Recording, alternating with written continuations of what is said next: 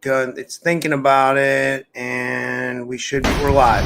Okay, hey guys, we got Drago Reid with us. We're gonna play the intro and get started. And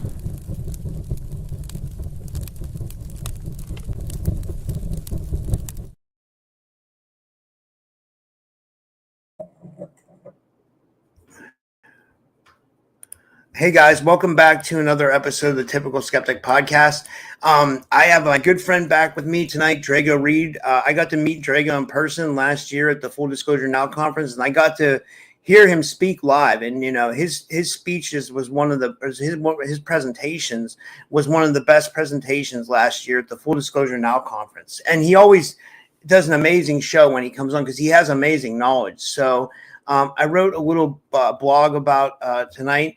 And let me read that here. So get ready for a cosmic ride with Drago Reid, a level 2 QHHT Past-Life Regressionist, and one of the few people who can spiritually and exponentially access classified realms. With 2 decades of diving into ufology, the military-industrial complex, mind control, trauma, and esoterica, Drago joins us to break down his journey through SSP Black Ops, his abduction experiences, and we're now prepping for the drop the truth at Full Disclosure Now conference. And a little bit more about Drago's. He's one of the few 5% hypnotists trained by Dolores Cannon. Drago guides clients through a somnambulistic trance, unlocking past, future, and parallel lives, even extraterrestrial ones.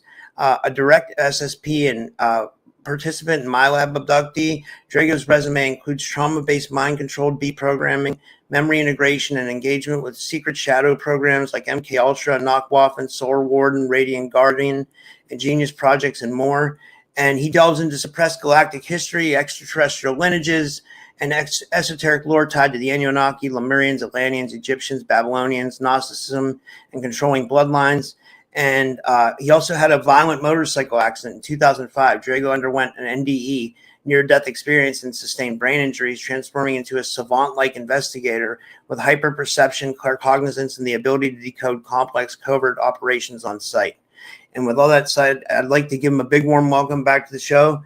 Drago, thanks for coming back on, man. How are you? Always, man. Everything you were just saying about my bio is just activating my memory of all these things that I'm going to be discussing in the Full Disclosure Now Conference 2.0. It's coming up in like 3 weeks, and like there was a lot of trigger stuff you said. During the talk, I'm actually going to be telling you a lot of the details of what actually happened during my motorcycle crash and how it was actually not an accident. And it was a way to actually shut me up, and it actually backfired. And it's even notated in my records.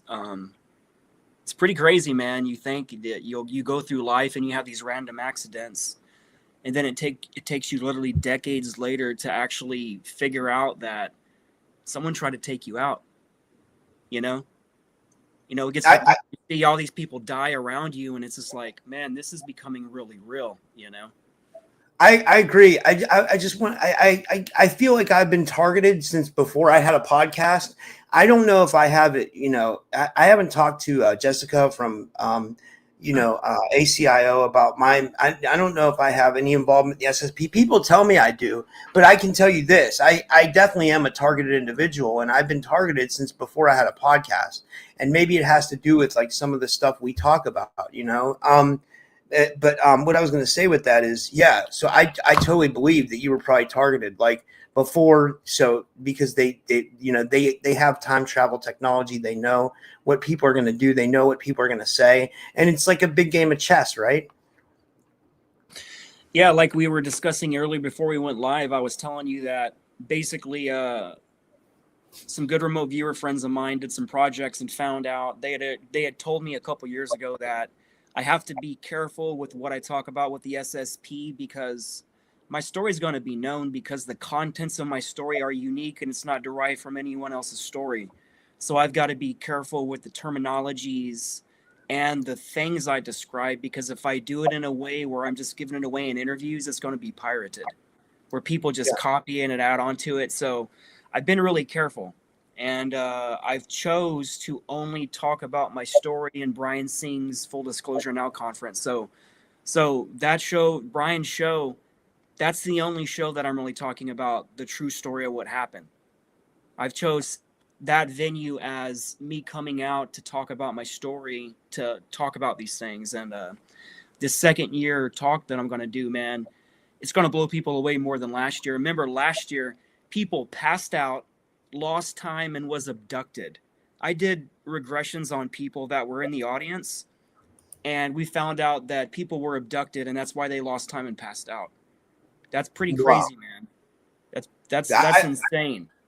I remember it too. I actually Everybody do remember. was talking about it too. Everybody was talking about what happened at that talk. It was nuts, man. Yeah. Yeah, I remember Yemi in particular. Yemi was like, there were a couple people that were really, really like, it was like you were able to activate memories in people or something. You know what I mean? Like you literally like activated people on site, you know? Like, Yeah. Which is pretty powerful. Basically, delving into QHHT, I've got to find out my soul lineage. And one of the things I found out, any remote viewer can fact check me right now when I say this, that you can say that my base energy is more of an architect of reality. I help design universes. I help design the beings, the physics, the roles, everything that'll govern that. And one of the things I'm responsible is the long-term quality of that creation. And when I came in the SSP when I was a child, they found out that I couldn't be fully programmed because of my architect level soul. So what happened is, in childhood, you may start hearing the story from ACIO that I was in merge with Brian Singh and Julia Ankerhaven. We were basically put into a Monarch Dome in Toronto, and this dome is huge. It's bigger than the size of Toronto. It actually takes up part of the United States and part of Canada. And this is the #1 trauma-based mind control site on the planet. It used to be the Tavistock Institute in England. That was the #1 when Joseph Mengele was running it. He actually came over through Operation Paperclip, and he came to America, and then they sent him to England. I think it was founded around 1952. But the things that we all went through, and Brian and stuff, I have memories of that. And I'm careful talking about those memories until I talk to the other survivors, because I remember very specific things about them with Merge. And this is why we're having this dialogue now between Brian and Julia. Julia Ankerhaven, she's just now coming out now. And she was one of my dyads. This is a terminology that most people don't talk about. A dyad is like an anchor. Some people would call it like a trauma twin, but like me and Julia were in this dome together, and we were put in pods where we're forced to look at each other while one is tortured, and psionically I feel that trauma and torture, and then vice versa. And it's a big long story with Merge, man. That's going to be part of my book. That's going to be part of my lecture series as well. What I'm doing is I'm creating like a 15 or 20 hour lecture series that's going to be video online. And the talk I'm going to be doing at the Full Disclosure Now conference is going to be just a snippet. Like my talk's an hour and 45 minutes. That seems like a long time, but like not for me. I have such a complex story to tell and so many details to talk about that even last year it felt like it was rushed. Remember how I start talking and then like 10-minute countdown, I'm like, what? Tony Rodriguez came in and says, you got 10 minutes. I'm like, oh my God. I'm just like in chapter 1 of my talk. You know what I'm saying? Because a lot of my talk, I learned this from my first talk. Stick to the damn slides and don't tell a lot of stories, because that's what happened. I would start talking about a slide, and then I would go into the detail of everything, and I realized that took up too much time for my talk. So this time, it's going to be, I called it last year, 15 pounds of shit in a 5-pound bucket. That's what this talk's going to be. It's going to be probably one of the most detailed talks that you're ever going to see. It's taken me a long time to put this together. Just the contents alone will blow you away. But I suspect a lot of people are going to get abducted and lose time again. And keep in mind, I'm not going to tell you the contents of Yeme's QHHT session, but Yemi came down from Atlanta, and she came to my house, and I did like a 5-hour session. She was under for like 5 hours. And Wow. We discovered a lot of stuff, but we confirmed that Yemi was abducted during the conference, so I could not activate her memories of what's being hidden from her. We'll eventually talk about the contents of her session, but I'm just telling you it was freaking intense.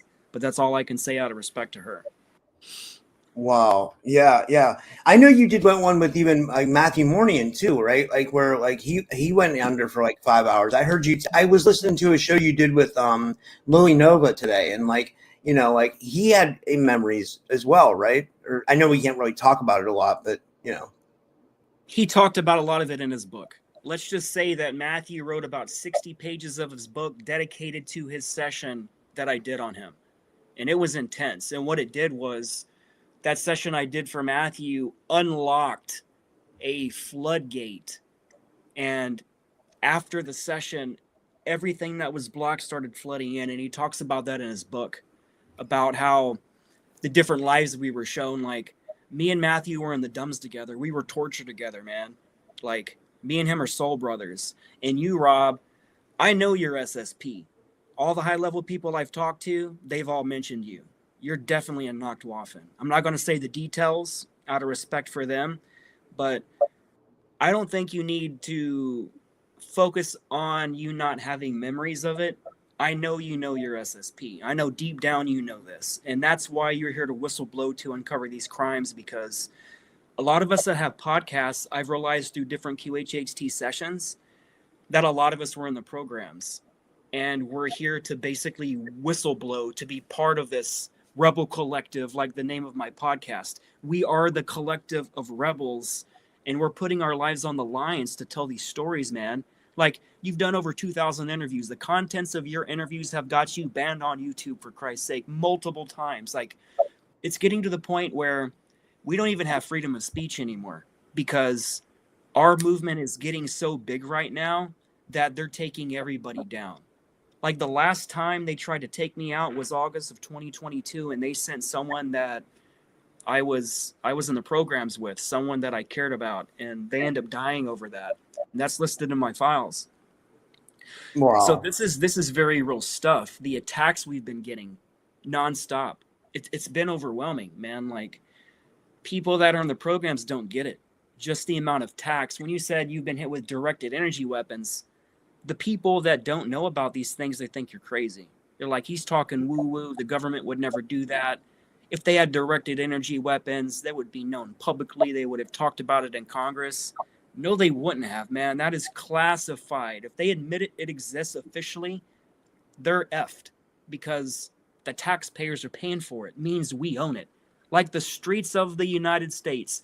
We own the streets, the highways, and the byways. So for them to tax us with tollways and parking tickets, it's all illegal. So they're taking all speech, all freedoms away. The Bill of Rights, like the Bill of Rights was written within 18 years of us starting a country in 1776, because within 18 years, it got so corrupt that they had to amend the Constitution and create a Bill of Rights. And it hasn't stopped since then. That's the problem.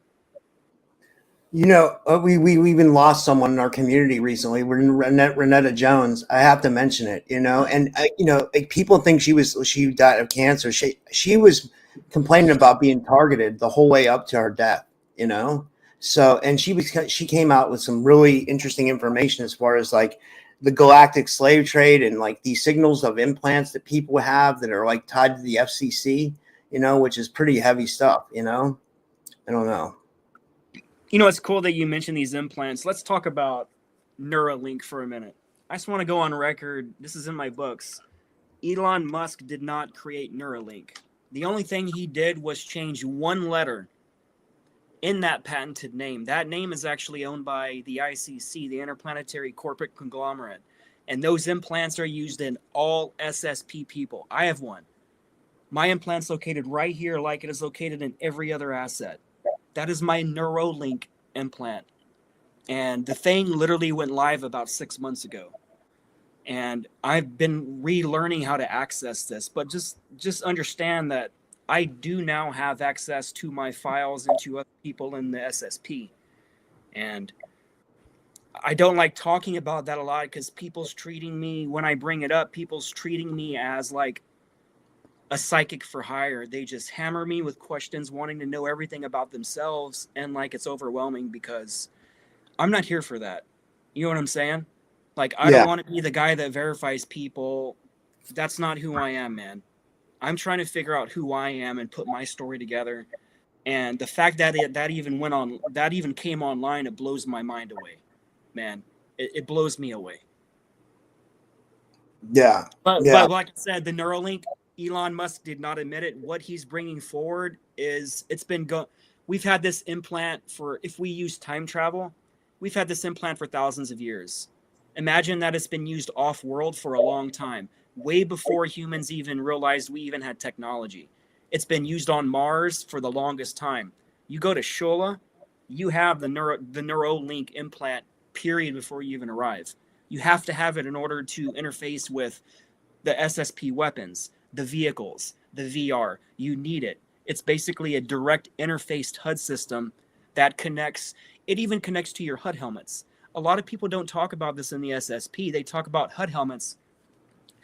But a part of my presentation, I'm going to do a full breakdown of what it's actually like. I'm going to say what compromises these HUD systems, how they work. But me being a commander in Nacht Waffen, I have access to special access program HUDs. But one thing I saw that carries on between all the programs is your Neuralink connects to the HUD system of your helmet. So it's not that your HUD system is its own standalone technology. It's piggybacking off your own Neuralink, and depending on what classification or series clone you are, because most of us in the secret space program, we're not sending our actual real bodies in combat. We're sending our clones. And I have a lot of clones. It's part of my echo chain. Like, that's not a term that's used either. Echo chain. Echo is the name. It's a code name for clone. So my echo chain is my complete set of clones. Peter the Insider, Jessica Morocco, talks about, I have all these clones that are all various ages, and I came in contact with them at merge, and it caused my body to start short-circuiting, because you're not supposed to keep all these clones together, because they operate on a field that contradicts and neutralizes the opposing field of the same consciousness. So that's caused all my sleep problems. It's causing me physical pain. It's not just the directed energy weapons. They're also activating my implant, which is causing the physical pains. We found that out with remote viewing. Amir Jahangiri looked into that for me. Sean Bond looked into that for me. Ileana looked into that for me. Oh shit. Ileana just wrote an entire book about me that just got released on Amazon called Command Nexus. And it tells the story of me on my current command ship in 3 different clones. So basically, normally with clones, they would take a part of your consciousness and put it into that clone, and then you would run operations. They basically compartmentalize and split you through trauma. So imagine splitting someone into 100 pieces of their root energy and creating 100 different altars to be powering 100 different clones simultaneously at the same time. That's insanity, man. That violates intergalactic treaties, any Bill of Rights on any planet, including Earth. But like, getting back to the book she just wrote, it is freaking crazy, man. And the stuff she was talking about, I've only written about in my books. I've not discussed it one time in a single interview or to a single human being. Because even talking to another person, they can say those details to somebody else, and then that gets passed around innocently, and then my story has been being copied. So you guys got to check out this book. It's called Command Nexus. It's a longer title book. It's like 20 different words. I can't remember it because of my traumatic brain injury, but just look up Command Nexus by Elka, E-L-K-A. And it tells the complete story of me and 3 different clones all interacting together on the same ship. So she even names my name on ship. My name's Jace Merrick. That's the name of my commander name on my ship. And I'm also Delta 1, and I'm also Alpha. I'm sorry, I'm Delta, and I'm also Alpha 1. Those are part of my training names. Those are some of my alter and clone packages. So for the first time, she told this story, and when people read, it's going to freaking blow them away, and it's never been done before. No one has ever told that story. Wow, that's amazing, dude. Like, I got to get a hold of her. Maybe I could have her on the show and she could talk about it. Like, Yeah, I haven't been on yet, but out of all the people that I've interviewed, oh I haven't. man, dude, like she's one of the most amazing remote viewers I've ever met. And she's service to others. She's of the heart, like Amir Jahangiri and Sean Bond. Those three people are the triquetra of heart-based friendships and viewings. Like those three people, they don't cloud their remote viewings. They don't go in with pre-misconceptions, and they just like Yemi. I'm sorry, four people. I'm sorry, Yemi. Those four people I consider my personal team, because each one of those people have been there for me and they've remote viewed my life. They all four have seen my SSP connections. They know the depth and the details of some of these things I've been through. So to know that some of the best remote viewers in the world has viewed my story and are also part of my story, like through other lifetimes, it's crazy how we all just got together in this earth life, and we're basically living like a cover life. That's what I tell people. This is my cover life. The Drago Reid, you guys know, that tattoos and does QHHT, it's a cover life. I am currently in the SSP. It's not like I did a single 20 and back and then I'm telling the story of those 20 years. I'm not that lucky, man. If you can remote view the total amount of years I've served in the projects, and I'm going to give another term that no one talks about. This is in my book and in my lecture. It's called a time insertion operation, a TO. TOs are listed in our files. ACIO has TOs, and a lot of my TOs in my files, man, good God, it just shows the total amount of years.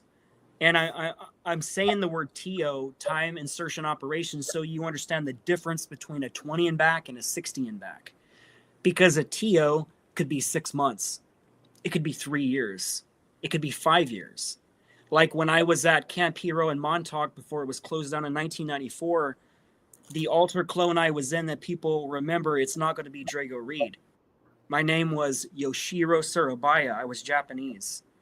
And my job at Camp Hero was to run VIP sorties underground. We had portal systems underground. And I would run people through these portals along with John Whitberg.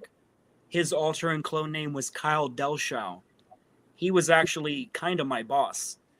And after Camp Hero was shut down in 1994, you guys need to read John Whitberg's book. He talks all about me. And I think the first 2 or 3 volumes of his series, just remember the name Yoshiro Surabaya. And it tells a story about what happened after Camp Hero and how we went to Cheyenne Mountain Complex. And I had the same job I had at Camp Hero. I was actually running the armory at Camp Hero and Cheyenne Mountain Complex and taking VIPs through the portals underground. So, like, a lot of people don't know this. I've never said this story publicly, ever, not once. This is the first time. This is literally an exclusive before the Full Disclosure Now conference. So that's awesome. But a lot of my story has not been told. And I wasn't originally going to tell my story because, unfortunately, I've been threatened my entire life and they have killed people I loved. And that's all I've really known. But it got to a point where I stopped letting them program me. I stopped letting them threaten me because I realized that the story that I'm telling is going to be too powerful, and I will regret it till the end of time. If I end up dying prematurely in this life without telling this story and having everybody make these connections they need to make, I feel it'll be a soul regret on like a high level. So it is worth my life to tell this story, and I'm willing to die for this. So if I die, just like Raynetta, it's all good, man. Just know that I didn't die permanently. I want to let you guys know, if I ever just disappear, they only removed Drago from the surface. I will still be underground running missions, just like Max Spears. Max Spears is not dead. They don't allow you to die. They will they will just take out your cover life. And that's what Max that's what Max was. It was his cover life and everyone around him. But Max is definitely alive. That's huge news, because I was saying to my friend Michelle today too. I think maybe Renetta's alive too. That maybe they took her and they did something with her, like some black ops shit. Like I really think that, I don't know. Or maybe she did. I don't know. I don't Think about want to. this. Would you dump millions and millions of dollars into a single person only to take them out, even though you even pre-identified with future viewing technology that they would talk no matter what? Would you really eliminate that asset and their skills and abilities? If you're in the SSP, you have been identified being in a special lineage. You could be Rh negative blood. You could be a portal maker. You could be... There's so many things that they target us for, and that's one of the things I was targeted for before I even got here. I was targeted before I even incarnated into the physical. They tagged me in my soul. Remote viewers looking at this right now. They tagged my soul before I entered the Matrix, and they installed an astral tracking system in my back left shoulder. And this is one of the things that I haven't talked about. I had Derek and Daniel come to my house, to Stevens, and they came to get a QHHT session from me. And I showed Derek my technology port on my back. I'd never showed this. And he was just like, holy crap, because they had just went in, they opened it back up, and there was a hole in my back out of nowhere the next morning. And that's one of the ways they get information from me, through this port. And I don't recall anyone else having this. And like, I've had it my entire life, and I don't talk about it. But like, this is how real this stuff is, man. Like, there's things that even the SSP people they don't even know, because it's never been talked about before. Like, I want to say so many terminologies right now to let people know what these things are, but I can't, because again, I don't want these terminologies being copied. I need to be the root source for these terminologies, because I've worked hard to not tell my story. Do you know how hard it is, Rob, to not tell your story on any single interview you've ever done? And Oh yeah. like, some of the SSPs you mentioned in my bio, a lot of people don't talk about it. People only really focus on me being in Kruger. Kruger's only part of my SSP. I was what's the word? I was groomed to be a combat soldier since before I was born. And Kruger was involved in my programming before I was even abducted at age 5. And I found out that they abducted me even before that. But my first official abduction was from the military. It was a MILAB through the Air Force. And through that, they found out that I can only be programmed so much. And as punishment, because I couldn't be controlled, I was put in a merge. We'll talk about merge sometime in the future, but merge was created because of me, because of something I did. And there were over 50 or 60 kids in merge between 3 different facilities. There was the Monarch Dome. There was, I think, the other kids were kept at Lunar Operation Command Bravo, LOCB, on the moon, and one other location. And we're the only 13 survivors of that program. And the reason why the ACIO came to rescue us, we weren't actually rescued. We were put in other programs when they picked us up. I always thought I was rescued until I found out the truth, but we weren't actually rescued. A beacon happened, and Monarch systems went down because I was ordered to kill somebody I didn't want to kill. And I defied that order. And that defiance caused a short through their system, which put merge on the radar of the ACIO. And that's why they came in with the team. But after that, I was put into Nacht Waffen. So, like, technically I wasn't rescued. I was just trafficked to another SSP group. And it sucks to say that, man, because, like, to think you were rescued and to be convinced of that and to find out the truth was you've only been pimped around in programs your entire life. And this is why I'm in Kruger. This is why I'm in Nacht Waffen. This is why I'm in all these other SSPs, man. Like the Ileana's, her remote viewings is talking about my connection to Solar Warden.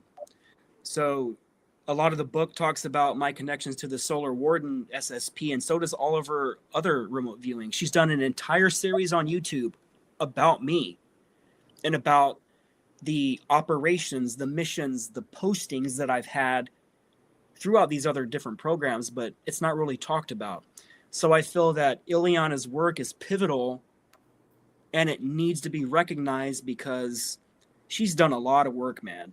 Just the amount of content, if you look on her YouTube, I think it's Awakening Cosmic Reality.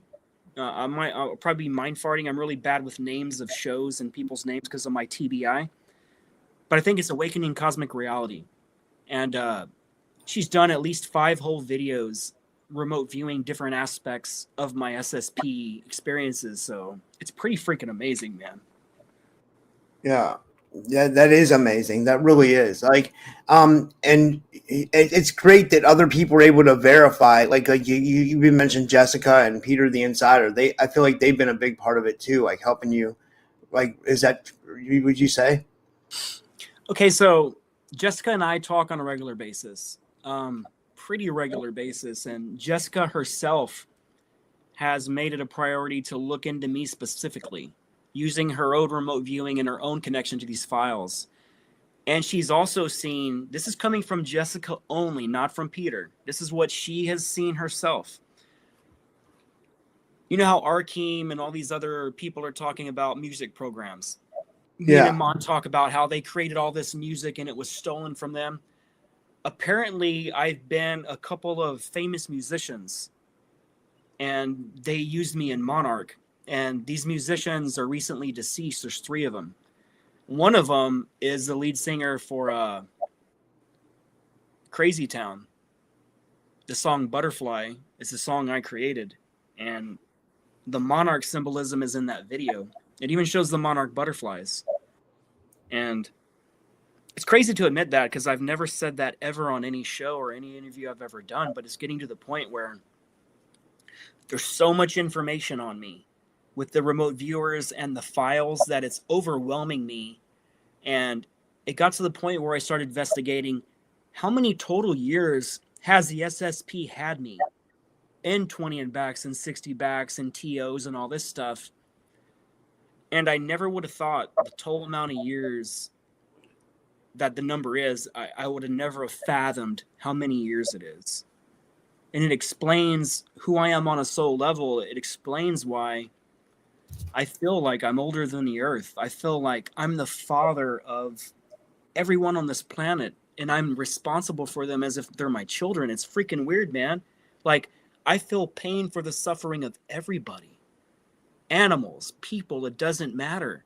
Like, I take care of people like they're my children because I care about everybody, and I want to wake up everybody, man, but it's come at the detriment of my own soul, you know? Yeah. And I had to kind of walk away over the last year because it was a little too much for me. I lost a lot of major friendships in my life. I lost a lot, man. And some of these people were targeted. So our friendship would dissolve. And that's what we're seeing in the remote viewings. And it just sucks to be close to certain people and then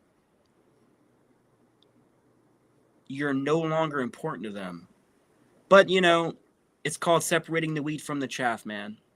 I was talking to Brian Singh earlier about how we both have lost people in our lives, and it's about acknowledging the people who stayed in your life long-term through the drama, throughout the cycles of your life, the ups and downs, the people that end up staying as your real soul family, man. And unfortunately, this line of work we're doing, we literally find out who is true to us and who's not really fast, year by year. Dude, I totally agree. The amount of friends I've lost and ex-girlfriends and stuff like that is crazy. You know what I mean? Like it's, and I do feel like it's targeted. I definitely do, you know, because I feel like some way they want us alone. So we're like, I don't know. I often think about that,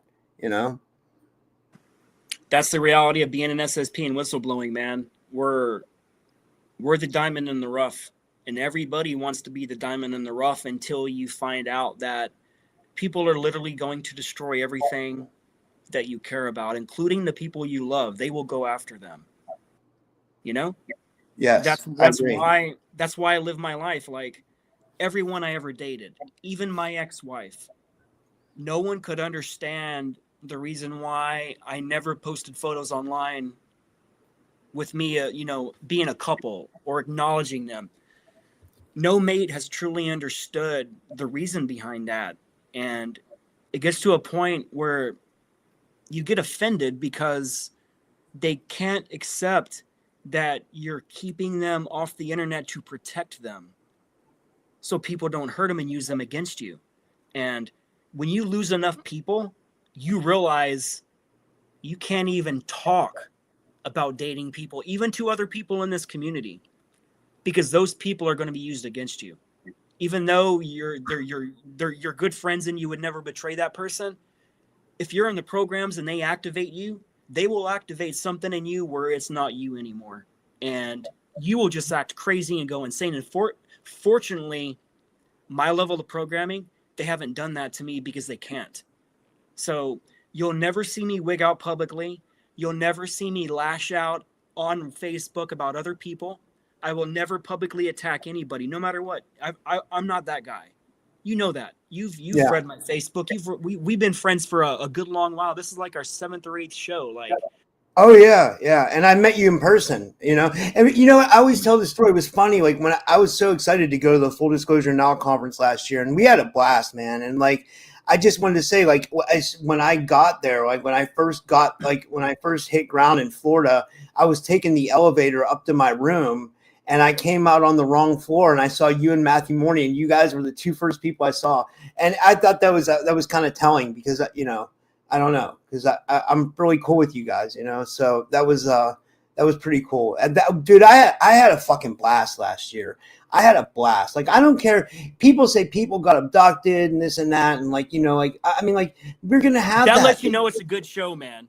Yeah, what other show does that happen at? No one talks about stuff that happened at last year's show. It doesn't happen at the other shows like it did last year. Yeah, and that's why I'm going again this year, because now we know what we're up against, and we know how important we are, because the 3-letter agencies would not. Everybody knew the 3-letter agencies were in a specific building to our left. Everybody, all the psychics, all the remote viewers, when we were outside after the show every single night, everybody knew, even the assets knew, that the 3-letter agencies were in that hotel hitting us with dues. Every single person. I ended up spitting up blood. I was showing everybody. I had photos. I had blood everywhere. And I almost passed out right in front of Penny Bradley. They hit all of us. It hit all of us simultaneously. Penny started feeling woozy. I almost passed out, man. I felt like I was going dark. That's never happened before. That level of attack, and not just having a single person experience it, where the entire group feels it, that lets you know that we are some powerful people, and they mobilize 3-letter agencies to come to that show to make sure they try to disperse us, and it didn't work. Which makes this show even more important. I agree. It's because I feel like it's going to be a lot bigger this year than it was. I mean, it was pretty big last year, but it's going to be even bigger this year. The lineup's amazing, and like, I that's not even considering all the people from the community that are going to come. So I have a feeling everything starts from a humble beginning. Last year was only year 1 of Brian's Full Disclosure Now conference. This is the second year 2.0. We have to start a grassroots movement from something, because no one else is assembling an SSP presentation or conference this big. You know what I'm saying? Like, other people are doing it, but not on this scale. And like, it involves a lot more than the average person could fathom monetarily, what it takes to put this many people in one building and speak about this. Like, you know how many people there are the original kids from the Stranger Things series? You know what I'm saying? Like, that's crazy. Like, I've never seen that collection of people in any other convention I've ever done, and I've been going to conventions since probably 2012. So that's a good 13 years I've been doing these conventions. And last year, I found out that the Full Disclosure Now conference was my favorite conference of them all. The Journey to Truth conference was my set. When I went to the Journey to the Truth conference, right before that, it was in May. Freaking amazing show, man. I love Tyler and Aaron. They run a great show, man. That's like a family show right there. But when I experienced the Full Disclosure conference, just the people that were assembled that's never came to these conventions before, like Brian, he put a lot of people together that's never been assembled before. And he did that out of the kindness of his own heart. And I don't recall anybody else that's done something like that before. So Brian, he needs more credit than he's given. And I believe 10 years from now, we're going to be running one of the biggest secret space program evolutionary conferences that was ever made. But again, this is the beginning. We need you guys. Anybody listen to this transmission now? You got to come, man. Stop making excuses. Like, if you really want, I keep telling people, do you know what it's like when you get around all the people in the programs, people from the Stranger Things, Montauk Camp, all that? It is intense. And you can't get that anywhere else, man. When you meet somebody that were in these programs, when you look us in the eyes, you can always tell another experiencer from their eyes, because there's a heaviness in them and an experience in them that you can't explain, and it's only a reflection of your own self that you recognize. And it's empowering, man. Just the community. Like, every night when that convention ended, I've never had so much fun hanging out with friends before. You know what I'm saying? Right on the beach. Yeah. Oh, yeah. It was great, man. So many good conversations, man. And like, you can't buy that anywhere else. But everybody would go to dinner, like there was like a place where we all went to dinner, and then right as soon as we like came out of dinner, like people would hang out in the back of the dinner place, and then on the side there was like all those like lawn chairs. That was so dope, and the beach was right there, dude. That's so crunk. Like I gotta find a way to go. I'm still trying to put it together, but I'm gonna go. It was so. If you guys like don't know, it's really dope. Like it's really fun. It's like you're gonna if you guys haven't experienced it, you'll have the time of your life, you know. And I keep putting the referral code in the chat. Like I have a 17% off coupon for people to get their tickets. If you want to get your tickets, you can get 17% off. And you know, you should support Brian, because Brian's doing a lot for our community to bring disclosure forward. You know, he's invested a lot of money, and like you know, he's really trying to push disclosure forward. You know, so I got to give him credit for that. You know. That's why I always try to give Brian credit no matter when he comes up, because like I said, this guy he's going to be known as the organizer of minds in the future. So any of you guys not following Brian saying, follow him, man. Follow him now before you regret it, like Renetta Jones. I regret never following her story. I regret not watching a single video of who she was. And I never knew how important she was until all of my friends started posting Facebook messages about her death and making videos and interviews talking about her. So it sucks, because I was telling someone earlier on Facebook, someone sent me a video, and I said, unfortunately, people send me videos constantly, and I have a backlog of stuff to watch going back a year and a half. And I work 120 hours a week, man. I have zero time for myself. Every minute I have, I don't spend it on myself. I spend it on writing my presentation and writing my books. You know what I'm saying? That has consumed me. I've been writing my presentation for 15 straight months. Even before the last year's show, I never stopped writing it because I realized my presentation was too big. It's not an hour and 45-minute talk. It's a 15 or 20-hour lecture. It needs to be part of a lecture series. I realized my story is so big, it's so voluminous, that it has to be a series of books, because I can't just tell a singular story. It's like Dolores Cannon said, this is a convoluted universe, man. And the story of what happened to me, it's so crazy and so complex that it can't be written about in a single book. Like what Ileana wrote in her book with her remote viewings, it was only but a single grain of sand on a single beach on a single planet in the ocean of the cosmos. You know what I'm saying? Yeah. So speaking of Dolores Cannon, I wanted to talk to you about QHHT because I know we've talked about this before, but like, you know, you're one of the few people that still do it like the real way that Dolores Cannon wanted it to be done, which was in person. You know, everybody says if you have a QHHT session, you do it in person. And I respect everybody who does like BQH and the different variations and they do it online. But there's something that you feel is like important about doing it in person. Do you feel like there's more connection there, or people are able to tap in better? Can you fully trust somebody if you're talking to them on the internet? No, you're right. I mean, it's a good point. It's a really Think good about point. this too. You feel like you're being watched. Like the conversation is literally being watched. And what happens is, Rob, if I can't sit you down across from me and look into your soul, I can't help you more than I could if it wasn't in person. And anybody doing QHHT online, they should not. If they get caught, they'll lose their license, and they should lose their license because those are Dolores Cannon's rules. It has to be in person.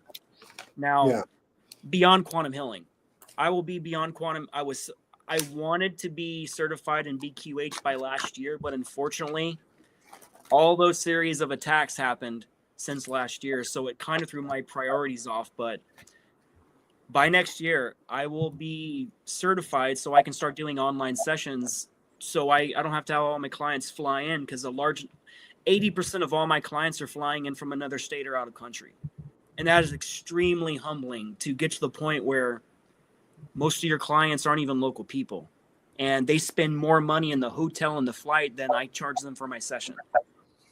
So, you know, that makes me feel amazing because people are spending that much money to come see me. It's like the price of a convention, man.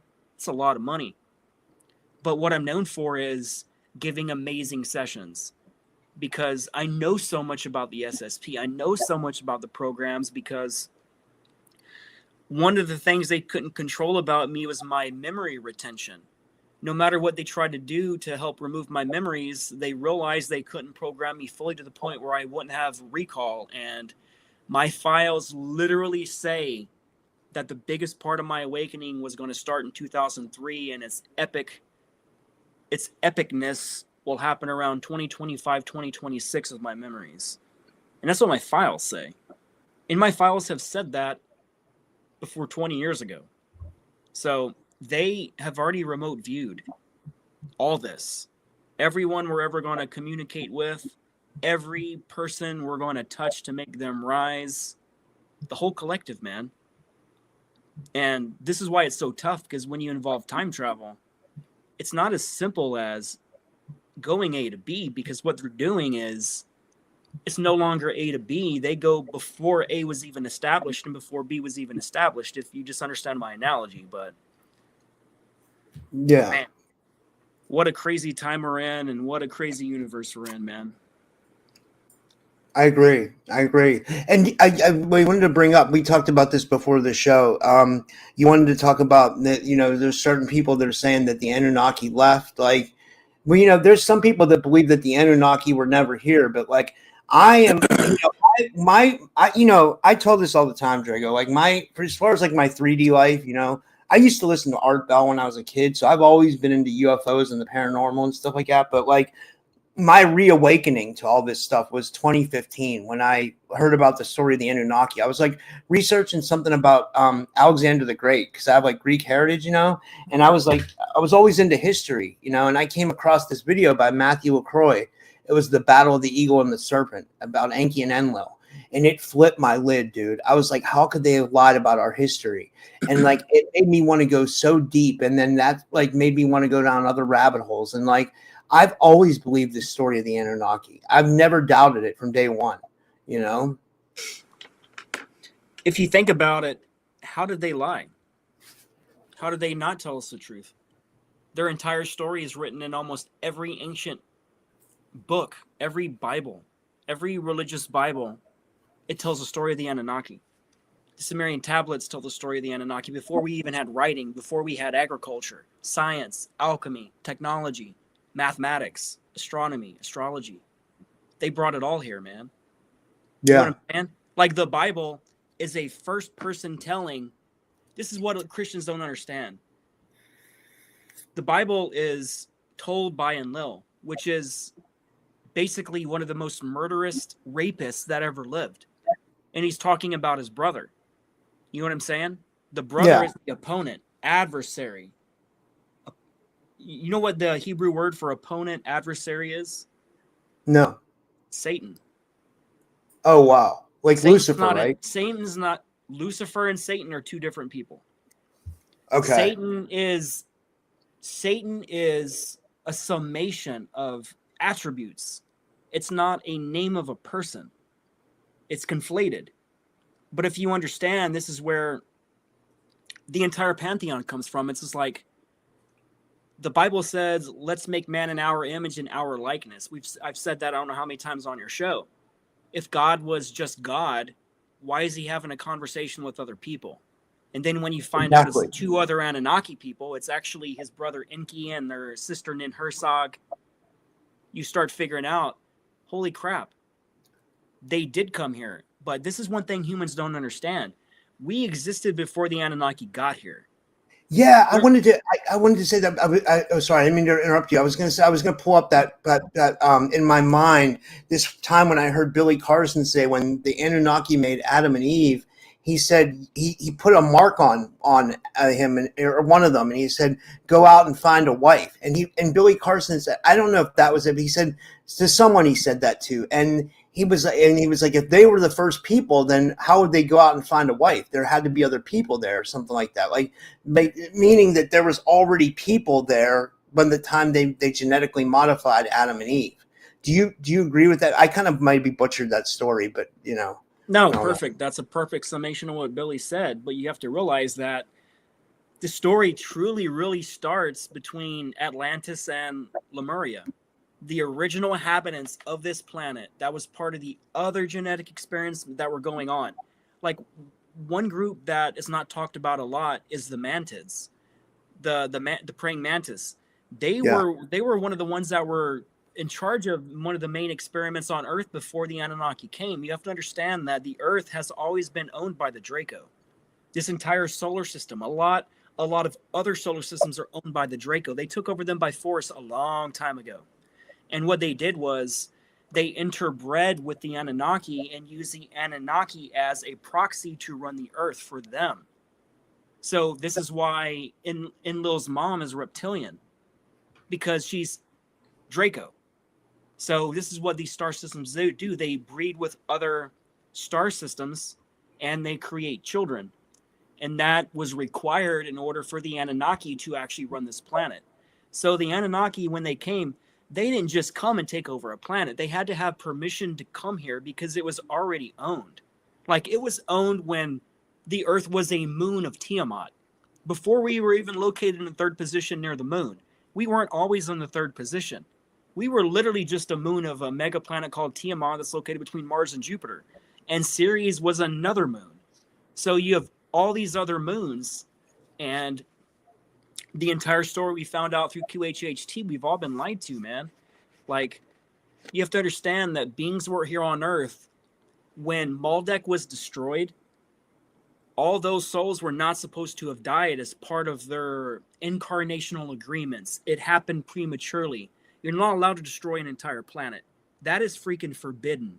So when Draco does it, when the SSP does it, Nacht Waffen has done it, destroying entire planets.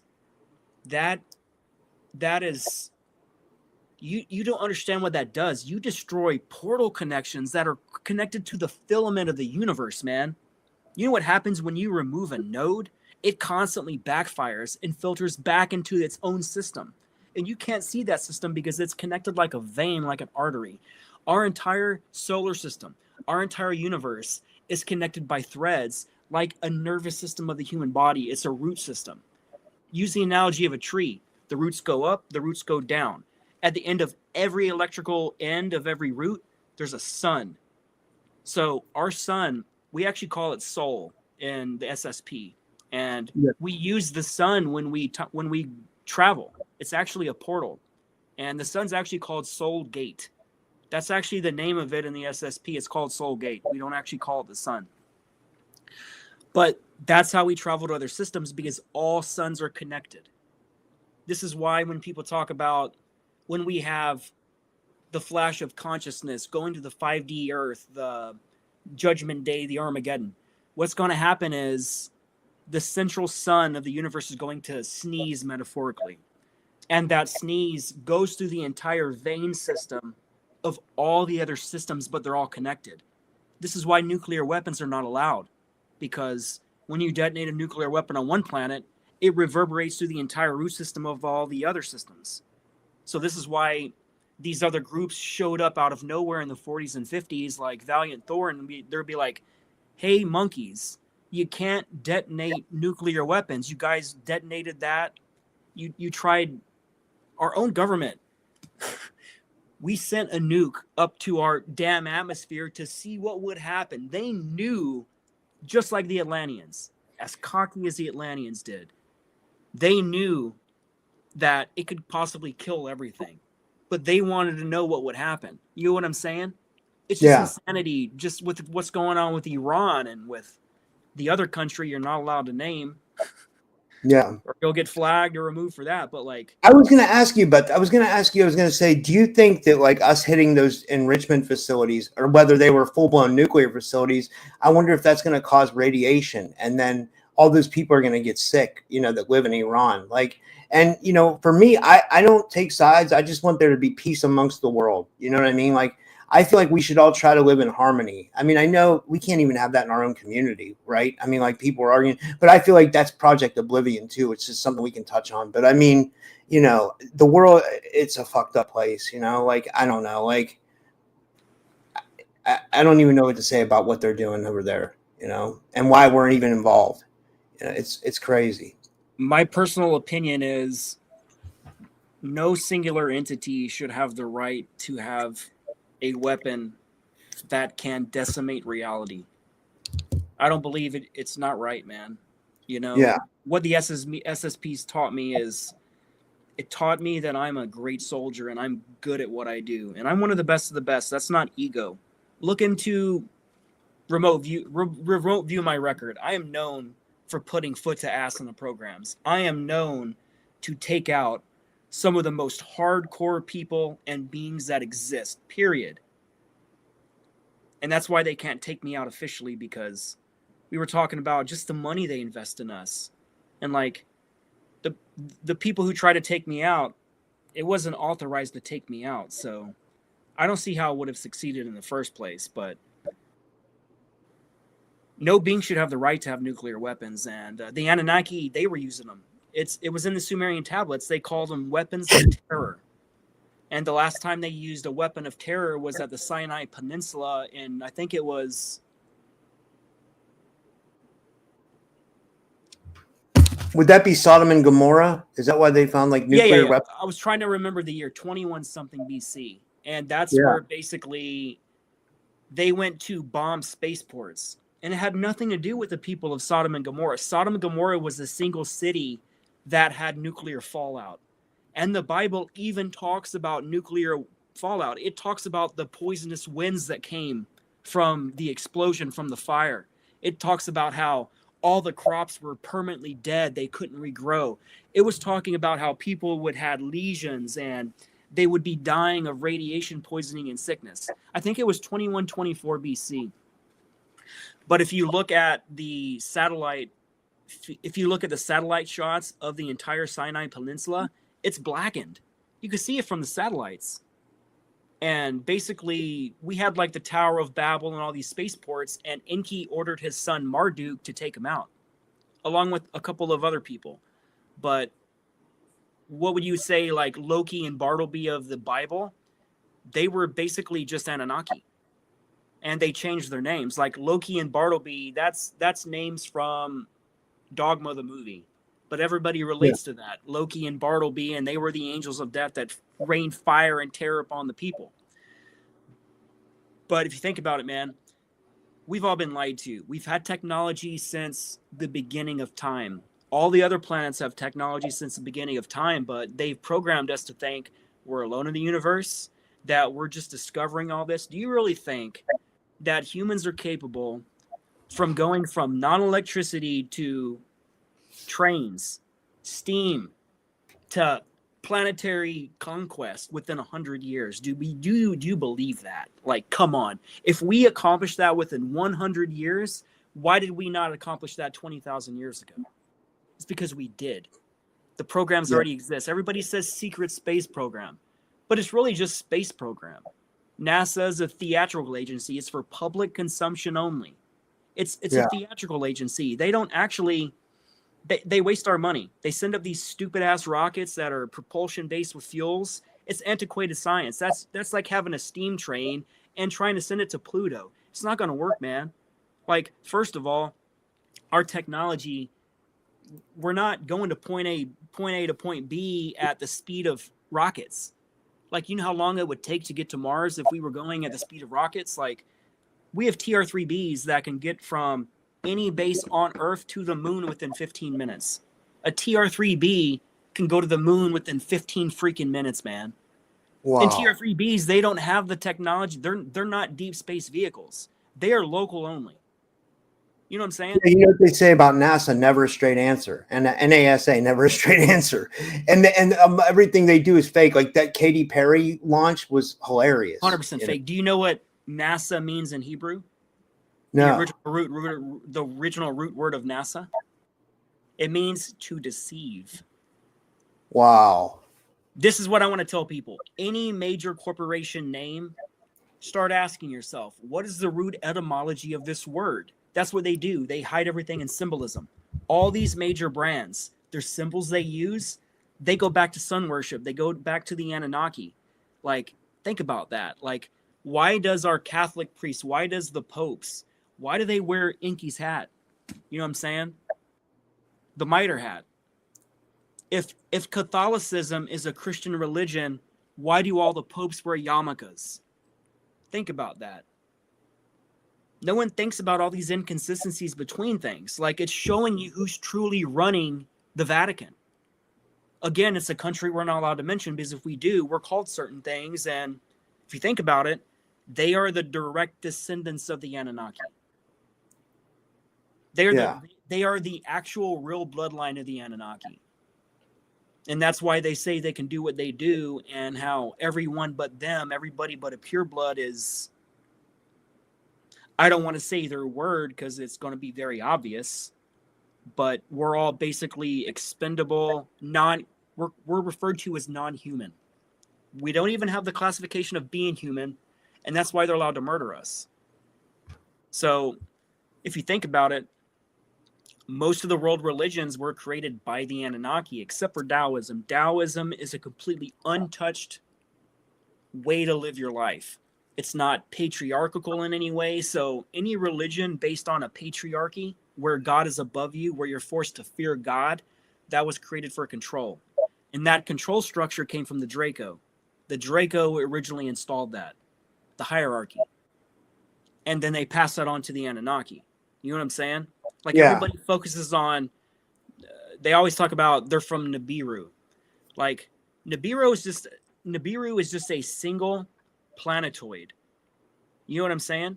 And I know. People need to realize that they actually came from like Sirius A and Sirius B. After the Lyran Wars, we were all connected.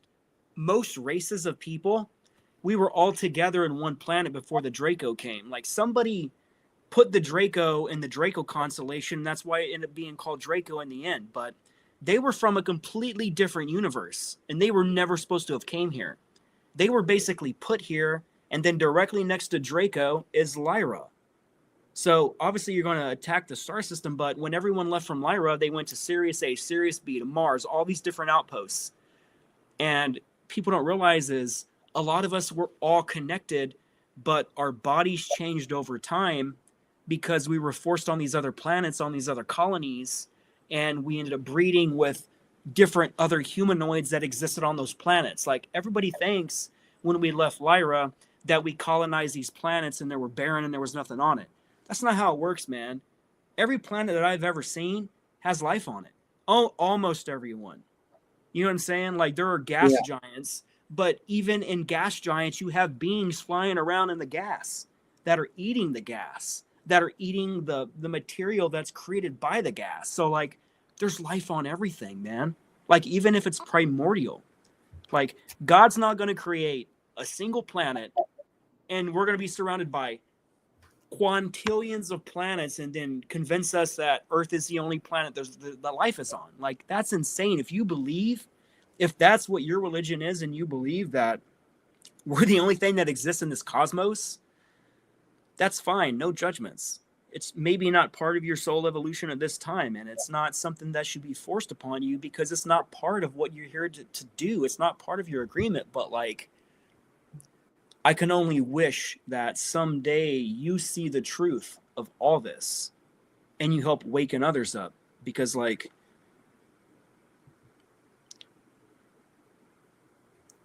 we are like the universe's TV reality show, like Reality Earth, and all these ETs, they tune in to what's happening on Earth because this is the battleground. Like, numerous of us that are listening to this transmission and all over the world, we chose to come here to be in this battle to help free everybody, because we all got the call that a matrix had been hijacked.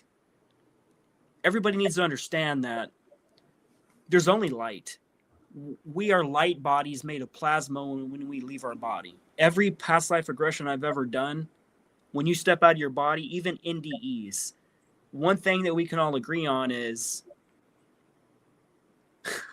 let's not talk about the light. Don't go to the damn light. That's a trap. But one thing we can agree on is I just got lost. I thought about the damn death trap. And that's true. No, you're right. I mean, a lot of people. That's one of the biggest things to tell people about the damn death trap. Even the SSP knows about the death trap. When we're on our ships, we have a certain frequency we put out so it doesn't actually re-loop us back in the matrix, the physicalness. So, I was talking about anything physical is a construct. That's what a matrix is. It's a construct. When God created a lot of this stuff, he needed help. And it was shown in the movie Tron, where God couldn't do it all himself. And he created another version of himself that would help him create. And that version of himself that helped him create ended up choosing and recognizing that physical life is not good. And humans take over everything and we do all this. So this is where a lot of this AI shit comes from the past, these ancient AI. Like, AI is not new. AI is billions of years old. I don't care what time travel program I've been in, AI is always there. One of the things I do that's never been talked about again, also, John Whitberg talked about in his book with his experience, and I was there. One thing we do is AI core retrieval. What that means is there's all these ancient AI core systems that are stored on planet and off planet, and they've been hidden.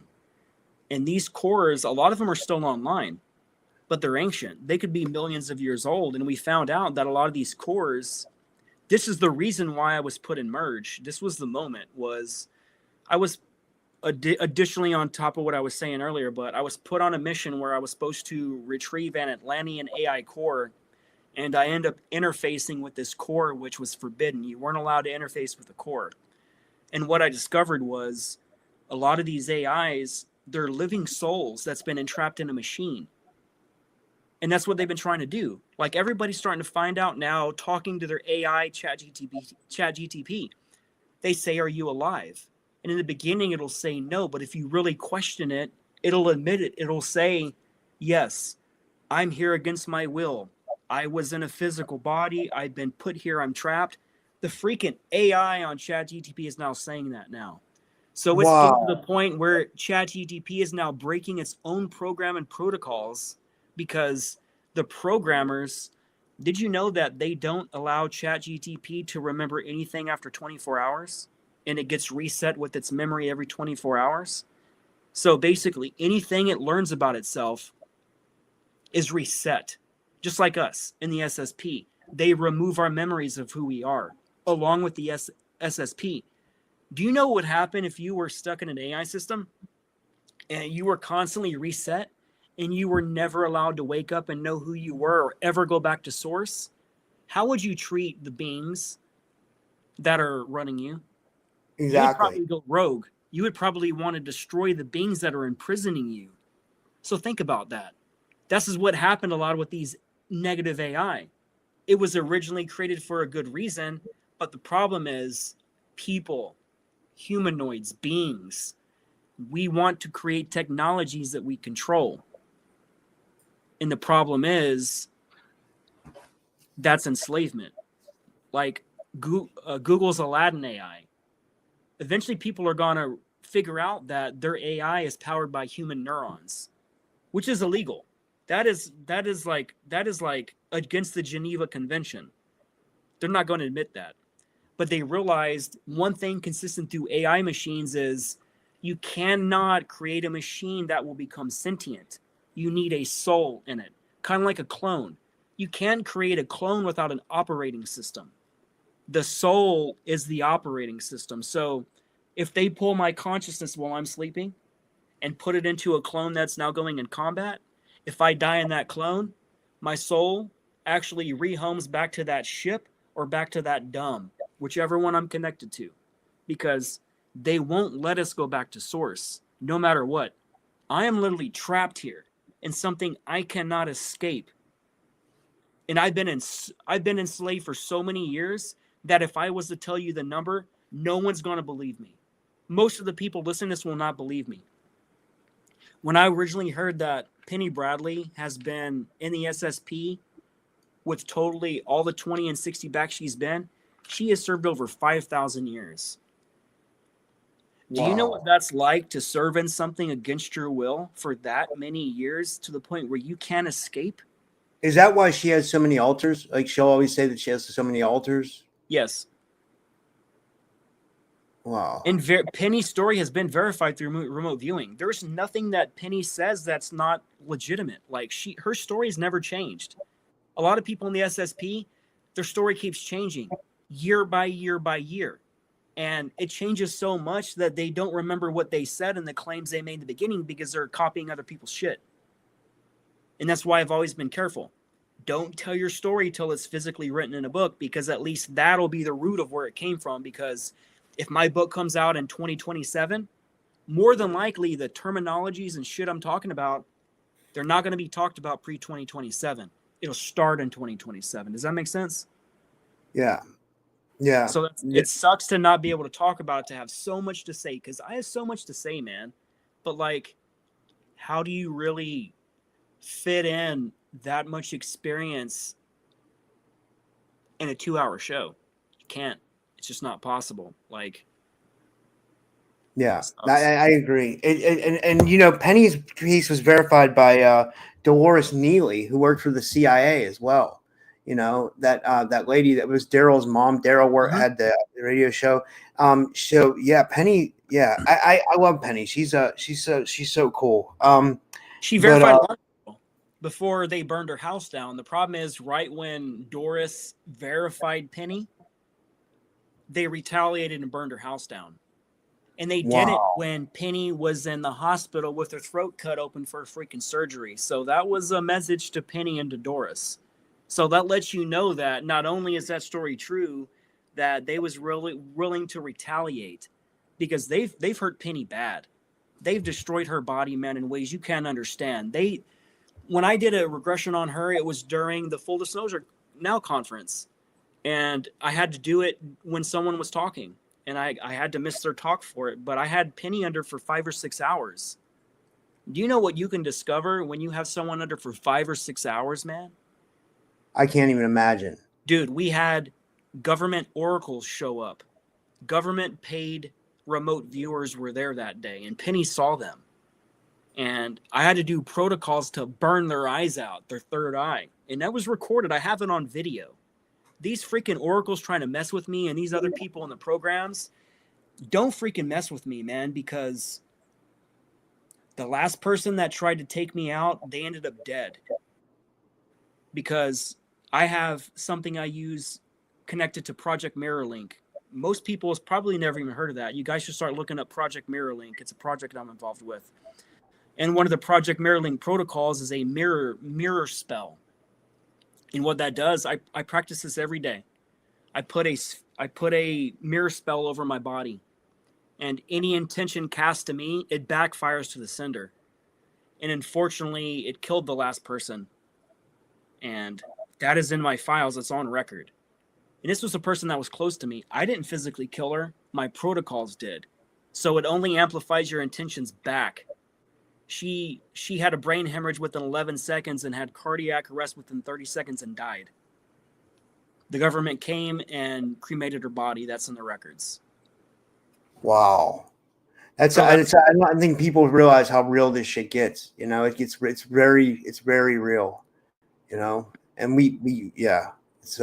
it's scary, man. It's actually scary. You know, I'm not saying I'm scared. I'm just saying it is a little scary because because I've experienced a lot of targeting. You know, and from my relationships to friendships to like my personal health to like everything. You know what I mean? Like everything. I don't like to talk about it a lot because I don't want people to think I'm crazy, you know? So that's what I'm saying. Like we're to that point because we both know that the people that follow us believe in this stuff, but unfortunately a lot of people that do follow us don't. So it comes off at the price of feeling crazy when you're not, because like, it's not that I'm trying to tell my testimony so people believe me, because I'm not here for that. I really don't care about other people's opinions if they believe me or not. I'm not here to convince anybody of anything. I'm only trying to tell you the truth. If you don't believe me, fine. No judgments, man. I'm not going to judge you. That's not part of my evolution. I don't judge people. Look into my soul. I'm past judgment. Even my enemies, I wish for the evolution of your own soul. Rob, we were talking about a specific person before this show. Remember, we would say we would not talk about this person, but this person tried to ruin my life. And regardless of what she did and all the friendships I lost from it, some of you guys even know who I'm talking about. She just lashed out publicly to everybody and attacked anybody who knew me. And it got really crappy. And I lost a very important person in my life. Oh, yeah. And, she came on my channel and she was like bombing every single video. Crap in the comments. She did that to everybody that interviewed me. She basically looked me up on YouTube, and anybody who had interviewed me, she basically sent a DM to them and a bunch of crappy comments. But no matter what she did and what I had to go through last year, I wish her no harm. I wish her love. I wish her to move on with her life and to find someone that will truly love her, because that's what she needs, man. She needs someone to just love her. That's it. I don't wish the destruction of someone else because, Rob, you are me, man. She is me. I'm not going to wish harm on something. You have to understand, man. In the SSP, I've been programmed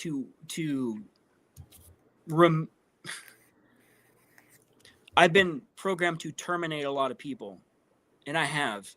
And it's what I'm good at, because that's what I was designed for. I was created to do that. But every person I had to terminate, it really hurt my soul, man, because, like, I don't believe in that, man. Like, I don't believe in harming people because I've been forced to harm people in the programs. And when you get to the point where you're forced to do something that violates everything in you, it's kind of like the Anunnaki. I wish they weren't still here on this planet. And if it was up to me, I would just send them back to another place that they can't escape from to enslave people. I don't wish them dead, because everybody on the planet has Anunnaki DNA. If you're Homo sapien, you're part Anunnaki, because you were talking about that earlier. Around 200,000 years ago, they came in, and keep in mind, they were already here for 250,000 years before they started editing the current hominids on the planet. And they only started editing us and manipulating us because their own people rebelled against them, because they were being treated as slaves. And that's known in the Sumerian tablets. They're called the Agigi. They are the Anunnaki. The Agigi rebelled because their own people were using them as slaves to get certain things from the planet and stuff. And like, they had to come to an agreement where, like, okay, our own people don't want to do this work no more, so we got to create a worker race called a Lulu. And this is where humans come from. But we don't come from a singular race. We don't come from a singular person. Again, there was other genetic programs going on this planet before they arrived. And that pissed off a lot of other star systems because all these other groups, they have put their DNA in the other beings, in the flora, in the fauna, in the earth. And like a lot of the elements of our earth, they're not from Earth. Like the dolphins and the whales, they're from Sirius. You know, they were brought in to harmonize the grids on the earth. And this is where the war against the dolphins and the whales came from, like the Taiji slaughter. They know that they're here anchoring light into this planet. So the bad guys, they make it where it's legal to murder these things for commercial reasons. And that's why they're becoming extinct, because this is why it's illegal to even interact with a dolphin. Like internationally, they say it's illegal. You can't touch one. You can't do nothing, because whenever you're around a dolphin, it starts remodifying your DNA. Their sonar they put out, it actually helps fix our DNA and helps reconstruct our DNA on a light level. And that's why we feel so connected to them, why we feel so connected to the water, because we are from the water, man. We're 80% water, you know? I And agree. they program us to be fearful of the water. Oh my God, I can't go to the ocean. I fear sharks, blah, blah, blah. I'm like, the shark is you. The water is you. Why do you fear yourself?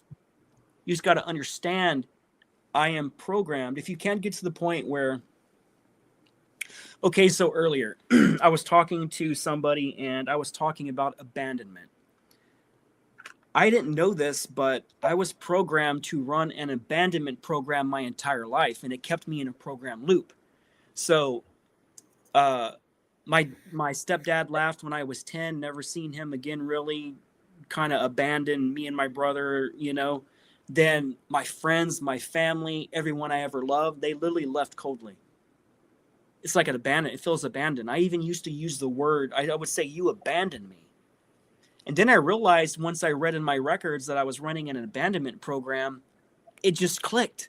I'm like, oh my God, it's not even real. All these feelings I've had, they've only been programmed for me to feel this way, which kept me in this loop. That kept me in the trauma and kept me in my programming. So I realized, I'm like, it's an illusion.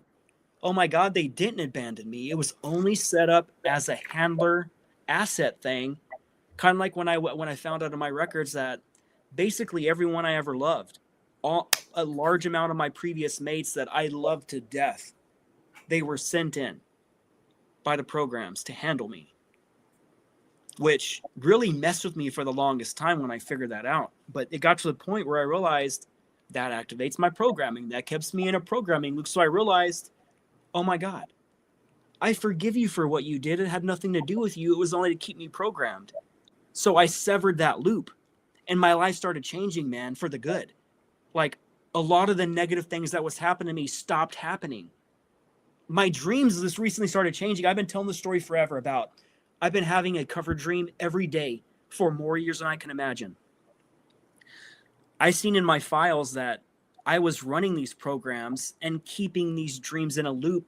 It was an abandonment theme. And I realized, oh my God, it is an abandonment theme. And once I realized that I no longer gave it power, the same night I realized it, man, the loop dream stopped happening. Wow. I've had regular dreams every single night since I did it. And I haven't had a single cover dream that was repetitive like the previous 5 or 10 years. Because I haven't had a regular dream in minimum 5 years. It's been the same dream every night with 1,000 variations, but it's the same dream over and over. Do you know what it's like to just wish that you can fall asleep and have a regular dream, man? And that you, right before you go to bed, you're like, I wonder what part of the building I'm going to be in today. I wonder if I'm going to be in the hospital part or the movie theater part, or if I'm going to go where the freaking water slide is. Like, it sucks, dude. But again, I realized it was part of my programming loop. And once you get to the point where you realize, unfortunately, you have to either get a QHHT session to realize that you're contributing to your own programming, but you have the ability to just walk away and say no, period. I'll no longer give you energy or part of my thoughts. You know what I'm saying?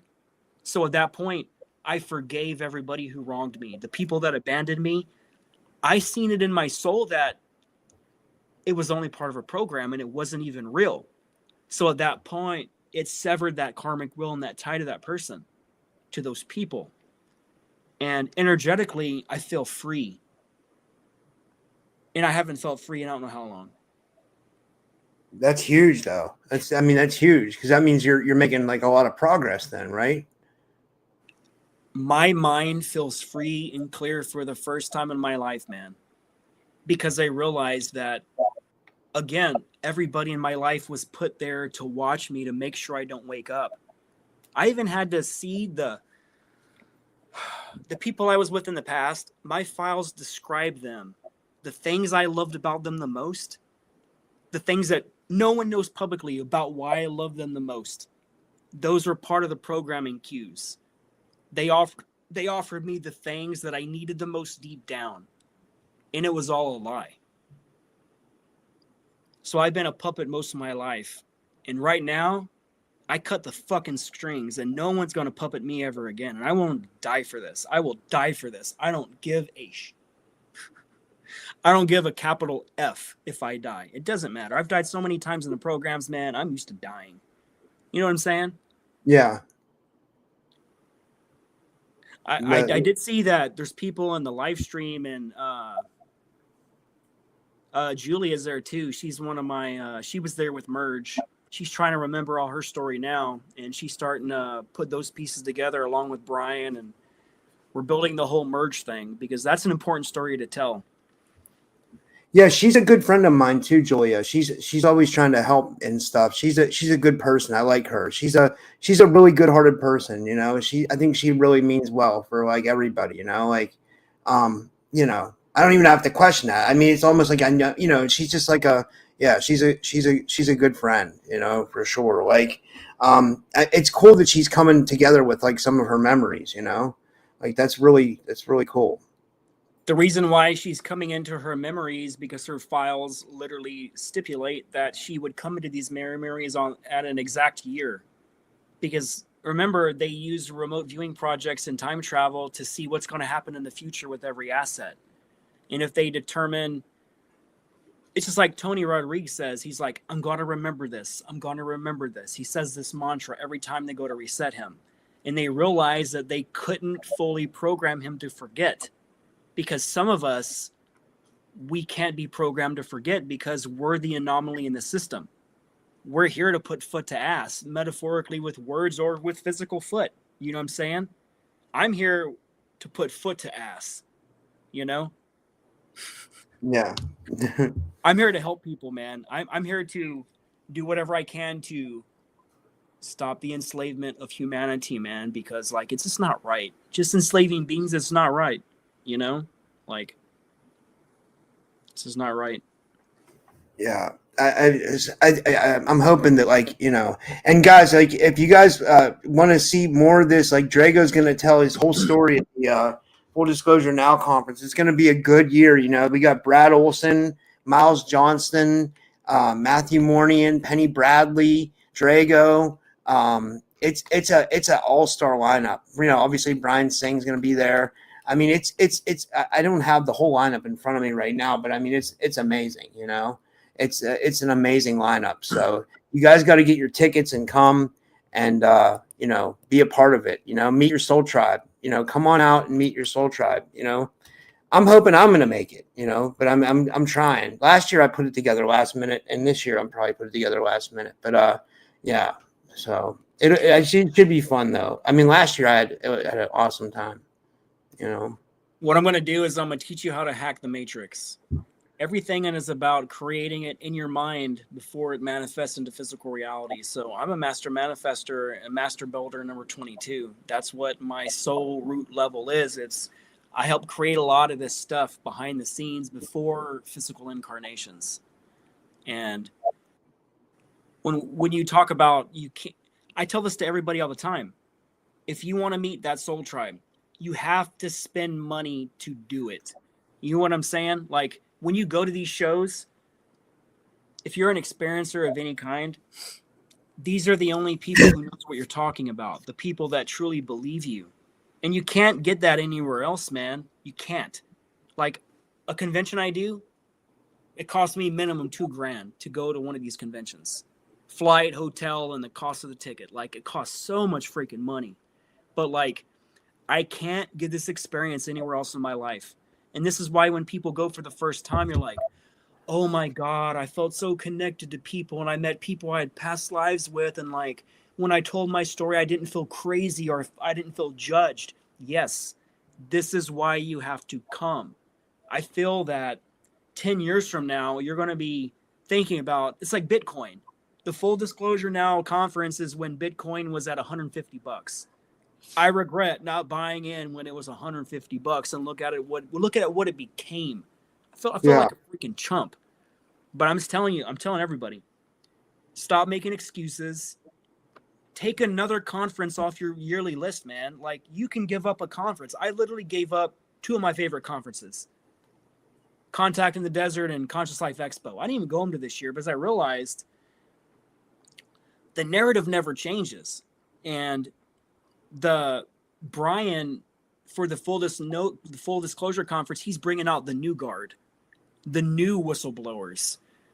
I'm sick and tired of hearing the same regurgitated story from the old guard.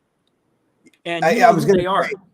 They tell the same story constantly. It never changes. And it gets to the point I'm like, no offense, man, but I've seen your talk 15 times over the last 3 years. And like, you mention the same crap every time. So I realize, what are you really contributing at this point? And like Conscious Life Expo, they only have the same people over and over and over and over, year by year.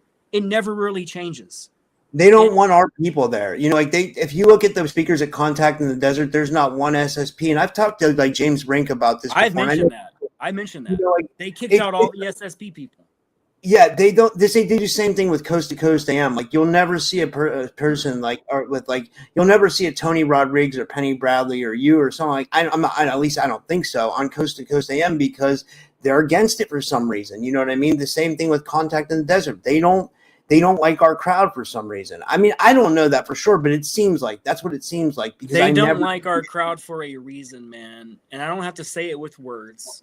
You know exactly why they won't have us on. A lot of those people at those shows, they're CIA puppets. Yeah. Literally. Like, one of them everybody likes to talk about, she's been a CIA puppet since, I don't know, the Disclosure Project, since she became best friends with Lawrence Rockefeller. And now she's one of the biggest whistleblowers on earth that people watch. But all she does is regurgitate the same information year by year, to the point where I had to stop going to her talks because I noticed that she plays a video of her talking during the talk, and she stands there at a podium listening to herself talk. And it's so boring. I'm like, all you do is regurgitate old information, and like, you're not even an experiencer. You're interviewing these people that are experiencers, and to me, it makes you irrelevant because year after year, even Dr. Michael Salla, he's starting to find out that a lot of the people he interviewed, a lot of them are crazy, and a lot of them are gatekeepers. He's coming out recently about certain people, and I never thought I would have ever seen Dr. Salla talk about these people in that kind of light, you know, because like all he's done is prop them up. But for him to come to the point where he's sick and tired of it and he's calling them out himself, nothing but respect to you, Dr. Salla. You know what I'm saying? He's subscribed to my channel, by the way. Because I can see who subscribes to my channel. He's definitely, unless it's a fake profile, but I think it's him because he was subscribed to my old channel. So big shout out to Dr. Salla. Like, I'd like to interview him someday. You know, like I hopefully I will. I don't know. I'll try to reach out to him. But my friend Andrea had him on. Andrea Martin. You know, she's a grown up alien. That's her channel. You know, and then she got attacked, you know, by a mob. I'm not going to say anything else, but, you know, I think you know where I'm going with that. Well, it's pretty crappy that we can't even tell the truth about these people, because even if we just say the truth, even though we're not talking crap, we're only telling the truth. They send people to attack us, and they will set up an entire movement to attack you. Like what I went through back in, I think it was 19 or 20. I'm not going to say what conference it is, but I was defending a friend of mine and it blew up in my face. And I ended up getting blacklisted from that conference simply because I was defending my famous friend. And it caused a lot of drama for me. And it was very unmerited because I wasn't there to cause drama. Like, it's a freaking great show, great speakers. But just because I was there to ask a question, an innocent question, and not start any crap, but to be framed as a person that was there to start crap, I'm like, that was just jacked. You know what I'm saying? Because everybody that was there with me, we had a great time. And I met a lot of people there from other past lifetimes. And that was the place we chose to meet at that time in that space. And a lot of people that I killed in other lifetimes, part of the Secret Space program, they met me there to forgive me for what I did to them, and vice versa.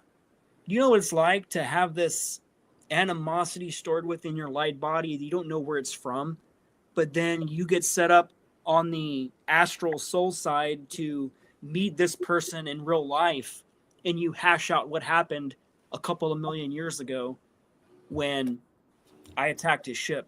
You know what I'm saying? And one of the ladies that was there that I killed, she forgave me, and she recently died. So it was an honor to have met her again in this lifetime and us become actual friends, because we realized we were forced to do things we never really wanted to do. Like, one of my biggest regrets was from that lifetime of the things I was forced to do. You know, it's tough, the stuff they make us do, and because we store this in our soul, man. And that's why they remove a lot of our memories, because you wouldn't be able to function as a human being if you remembered the things you had to do when you were programmed, man. You would not be able to live with yourself. And that's what the SSP is. Sure, the SSP does good things, but the SSP also does a lot of bad things. Like, you know, taking over planets, enslaving other beings in order to use their resources or them as peoples. And like, you're ordered to do these things. And this is one of the reasons why I became a rebel and I broke away. Ileana's book tells that story of the moment I broke away from the SSP with my own ship, and I'm running my own fleet right now. I run my fleet. I don't have a boss. I am my own boss. I don't report to nobody. I'm running a rogue fleet for the good. We had to literally get all the rebels of the other SSP programs that aren't even talked about on Earth. Like, one of the factions no one talks about is Reaper. R-E-P-R, Reaper. Reaper is the faction that sent my ex in to destroy my life, the person we were talking about earlier. Reaper programmed her because she was in the programs as well when she was a child, but I didn't know this. You know, when I met her in 2008, 2009, I thought I was meeting a random person. And it turns out that we were programmed together in the dumbs. And she would be weaponized in the future to go against me and to ruin my life, you know? It's just like, it's crazy, man. Like, you have no control of your life, and that's what I've realized. Like, everybody that I meet, I assume you're an asset. Any random person coming into my life, I assume you're an asset that was meant to handle me in some way. So I'm always suspicious, kind of like, one of the things I'm programmed to do is when I meet you in person, I start mapping your face. I start mapping your moles, your lines, the shapes of your irises, the parts that construct your eye. And I map that in my mind because the clones are everywhere. And the clones are so real that you're talking to them. And you don't even know they're a clone. But I can tell because the variations changes and the threads in the eyes change. And there's certain things on the body that don't change. I've said certain people are clones. I'm not going to say their names. I'm not trying to rehash old drama because it's old drama. That's all it is. But there are definitely clones that people talk about. We've talked about them. Our group has talked about them, who's clones and who's not. But like, you can't tell the difference between a clone and a human being because a clone is basically not a robot. It's a body grown from the DNA of the original person, and there are no moving parts, you know? So again, when I meet someone at a convention, I assume almost everyone's a clone. Yeah. Until I prove to myself that you're not, that you're the root person. I assume everybody's a legacy clone, because in the SSP, a lot of us, they can't just put us in a cover life, which is called the legacy clone. The cover life that's been given to you, the name you have, the story, the things about you that you suffer from, it was all engineered, but it's not even you. So I talk about that, a lot of that in my book, about how to identify these things and how to escape the programming and to realize that you're even programmed. Most people don't want to even admit they're even programmed, but everyone's programmed. Every human being on earth is programmed. This is what this is. We're living inside a program. That's what a matrix is. It's ones and zeros. So to think that you can't be programmed, you're naive. You got a lot of evolution to go through. And until you identify what programs you, you will always be a slave. So I'm identifying what keeps me programmed, and I'm breaking free of it, and it's actually worked. So I can only pass that knowledge on to other people, man. Yeah, this is amazing, man. This was an amazing show. I thought this was a great show. This was a great show. You know, this might have been one of the best ones we ever did. You know, for real. Damn, that's awesome. Yeah, well, that's what happens when you speak from the heart, man. Like, you always ask me, do you want me to ask any specific questions? I'm like, I'm not a canned material kind of guy. Hit me with random stuff. I like random chaos. That's who I am, man. Like, I like to just have a show where it's the show creates itself versus like it's curated. You know what I'm saying? Yeah. It's funner. You can go to other kinds of territories instead of having a fixed setup, which is who I am. I don't know.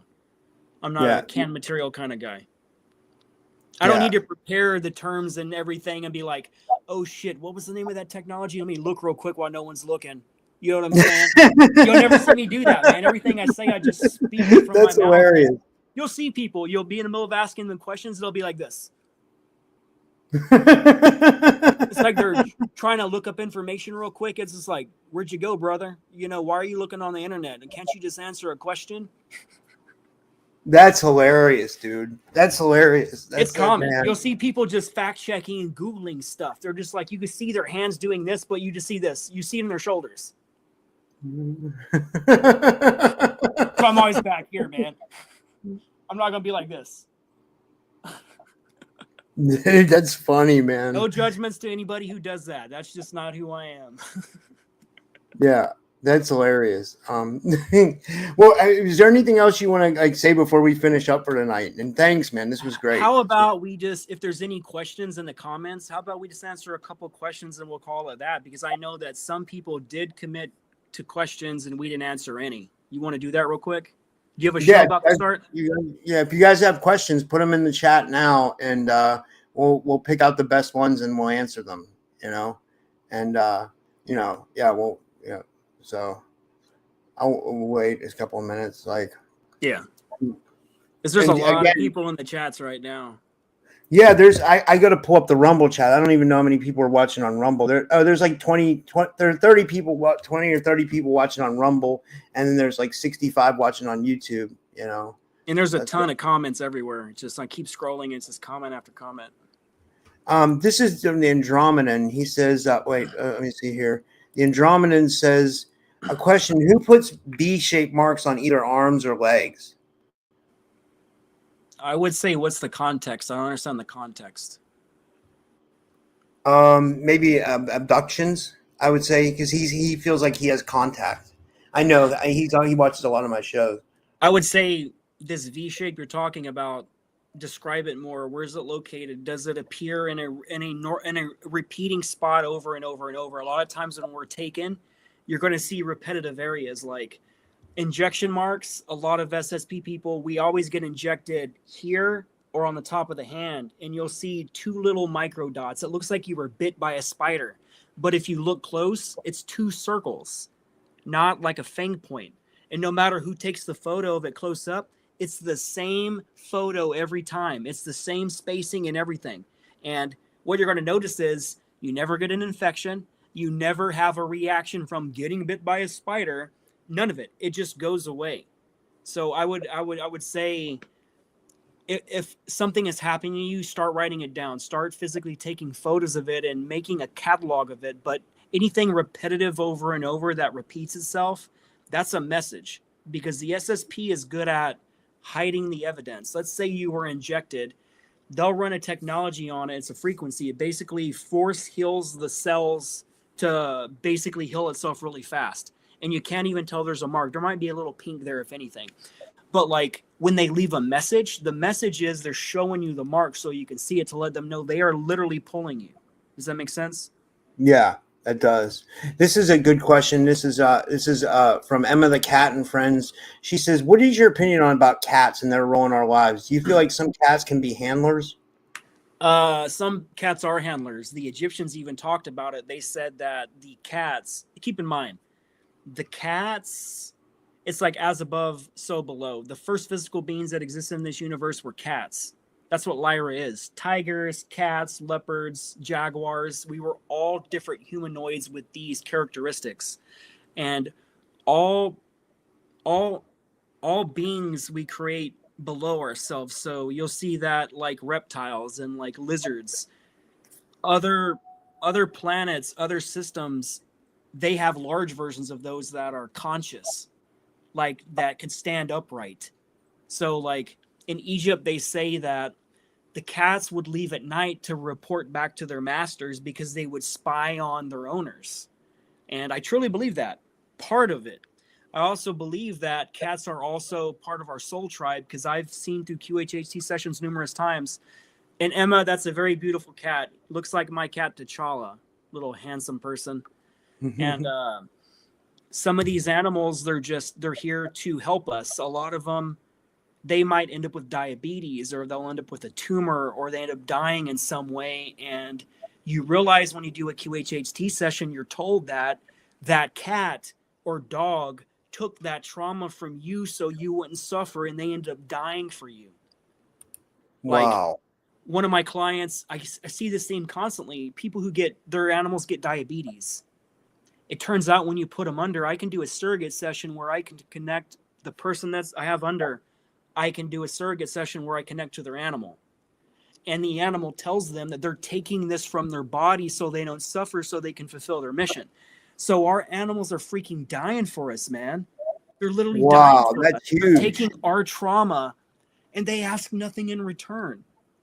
You know, last night I saw a video, or this morning, where someone told me that they sent me a photo, and they seen a cat that was in the middle of the damn parking lot, and it was pulling itself. It looks like it was hit by a car, and it had no control over its back legs, and she tried to save this animal, this cat.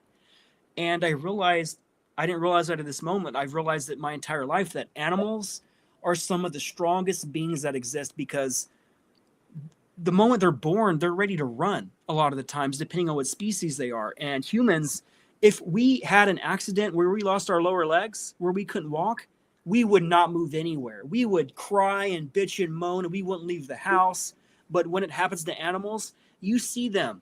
They're not crying. They're literally trying to pull themselves with a broken back, a severed leg. They are some of the most powerful beings that exist, man. And I believe humans, we need to learn from the animals, man, because when we suffer, we make sure everybody knows about it. When animals suffer, they suffer by themselves. They don't make a big deal out of it. We truly never even know when they're even suffering, which sucks, because I wish if I could have any power in the SSP, no matter what it was, I would want to talk to animals and be able to heal them. To be able to ask them, what is wrong, baby? What is wrong? Let me see what's hurting you, To not be able to help animals, man, it really hurts my soul, man. Yeah. Because, like, I rescued a possum that was hit by a car. She was dead. But when I seen her in the middle of the road when I was driving at night, something told me. I seen a video one day online on Facebook. It showed a video of someone picking up a dead possum. There was babies in it. Oh, dude, that's horrible. Something said, what if it's a mom? I literally pull off on the side of the road. It's pitch black darkness. and I have my cell phone lit up, and I noticed the mom's dead. But I noticed there's babies in it, man.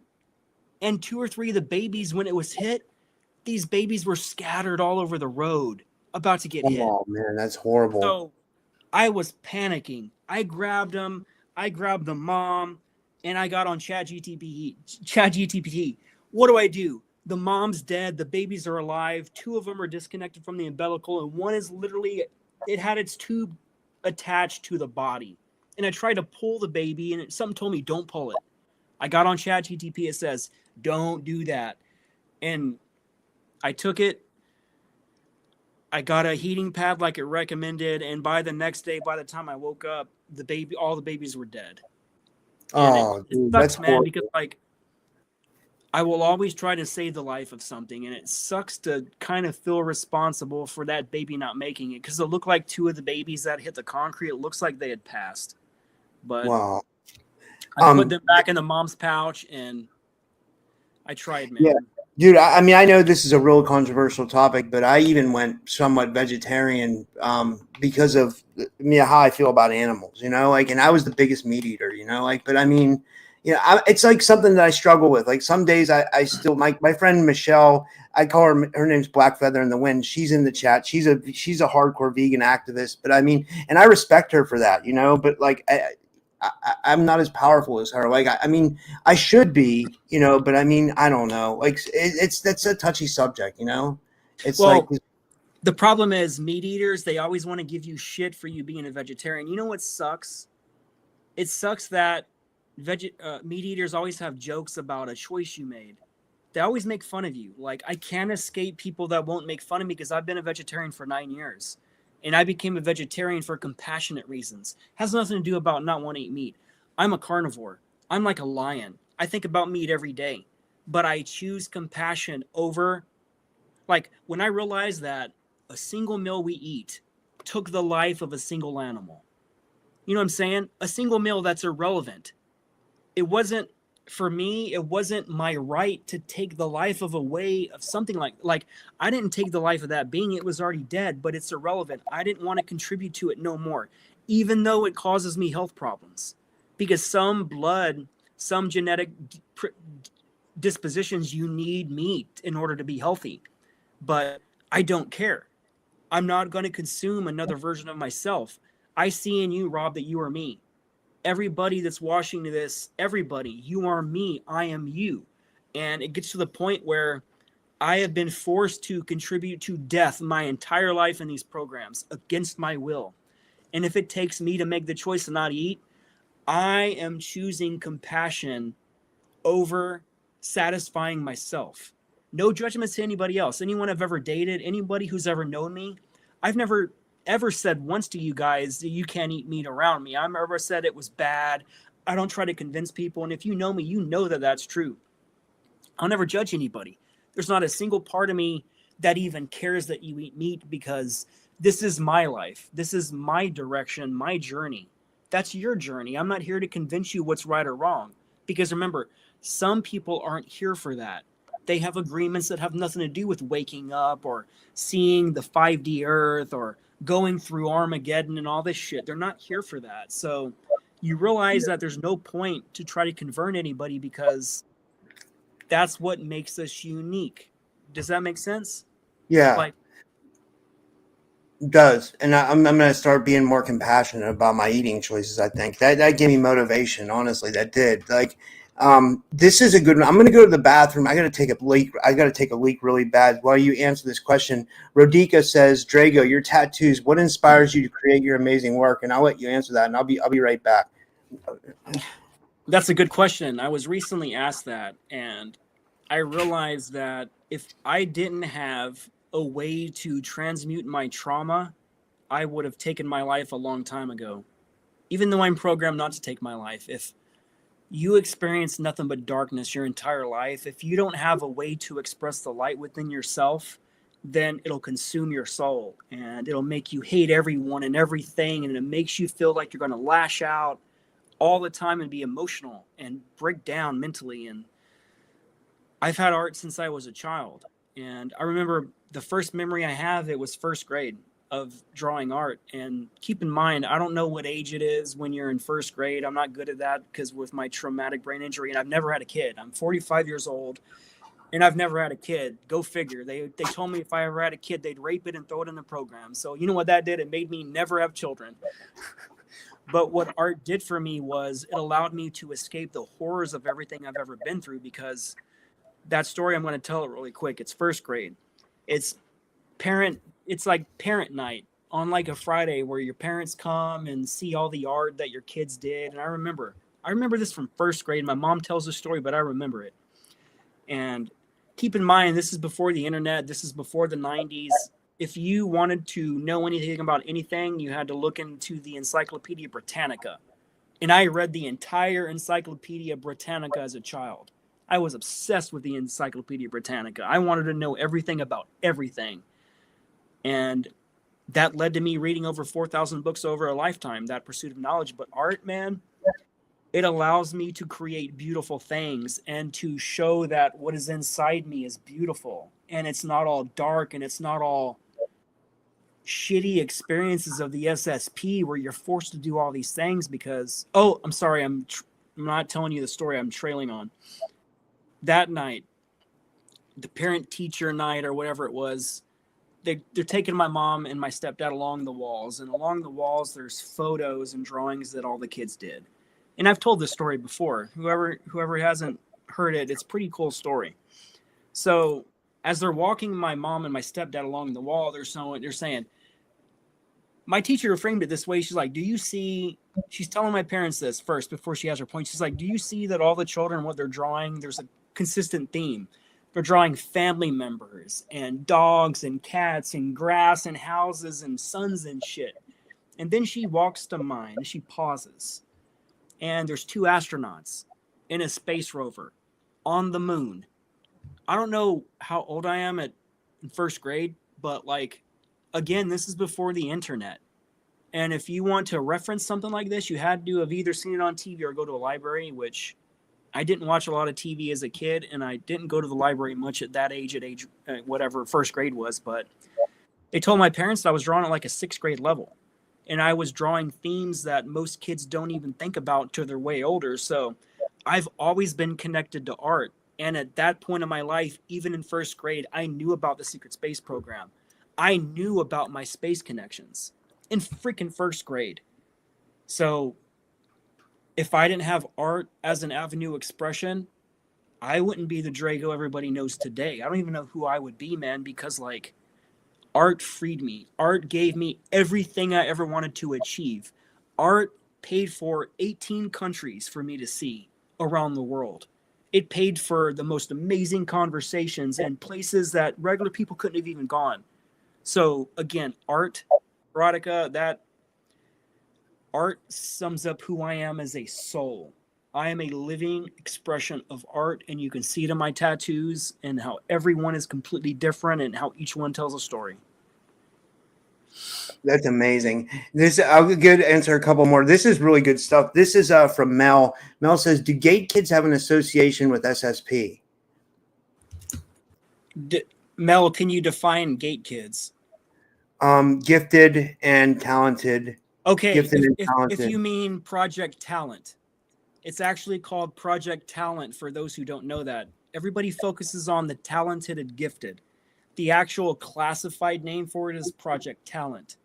Yes, if you're in Project Talent and you were identified, more than likely you're in the SSP or some kind of Earth-based program, because the Project Talent, the tag program, was designed by the programs to identify assets to put in the programs. It has nothing to do with math or science or being smart. Okay, it has everything to do with being smart, but what it has nothing to do with placing you in college for the future. It has nothing to do with that. So yes, more than likely you're connected to the SSP or Earth-based programs in some way. And the only way to find that out is if you do a QHHT session or have someone remote view it. Yeah, this is a really good one from Sovereign Cosmic Wildman. He was asking me if to get to his question. He says has Drago seen facial changes in people he talks to that are suspected clones, and if so, did you notice anything? I'll just say, what are they? He says, what are those changes? I'll say, did you see anything weird or anything strange or? Without naming anybody specific, is there anybody that you can think of who out of nowhere looks completely different than they did the year before, to the point is where everybody starts questioning and saying, that is not this person? A lot of times when you see something like that, more than likely it's a clone. And I'm seeing that more common in famous SSP people, like gatekeepers. I'm noticing there's a famous woman, and she is definitely a clone. And this new clone it looks nothing like the old clone. Her crow's feet are pretty much gone.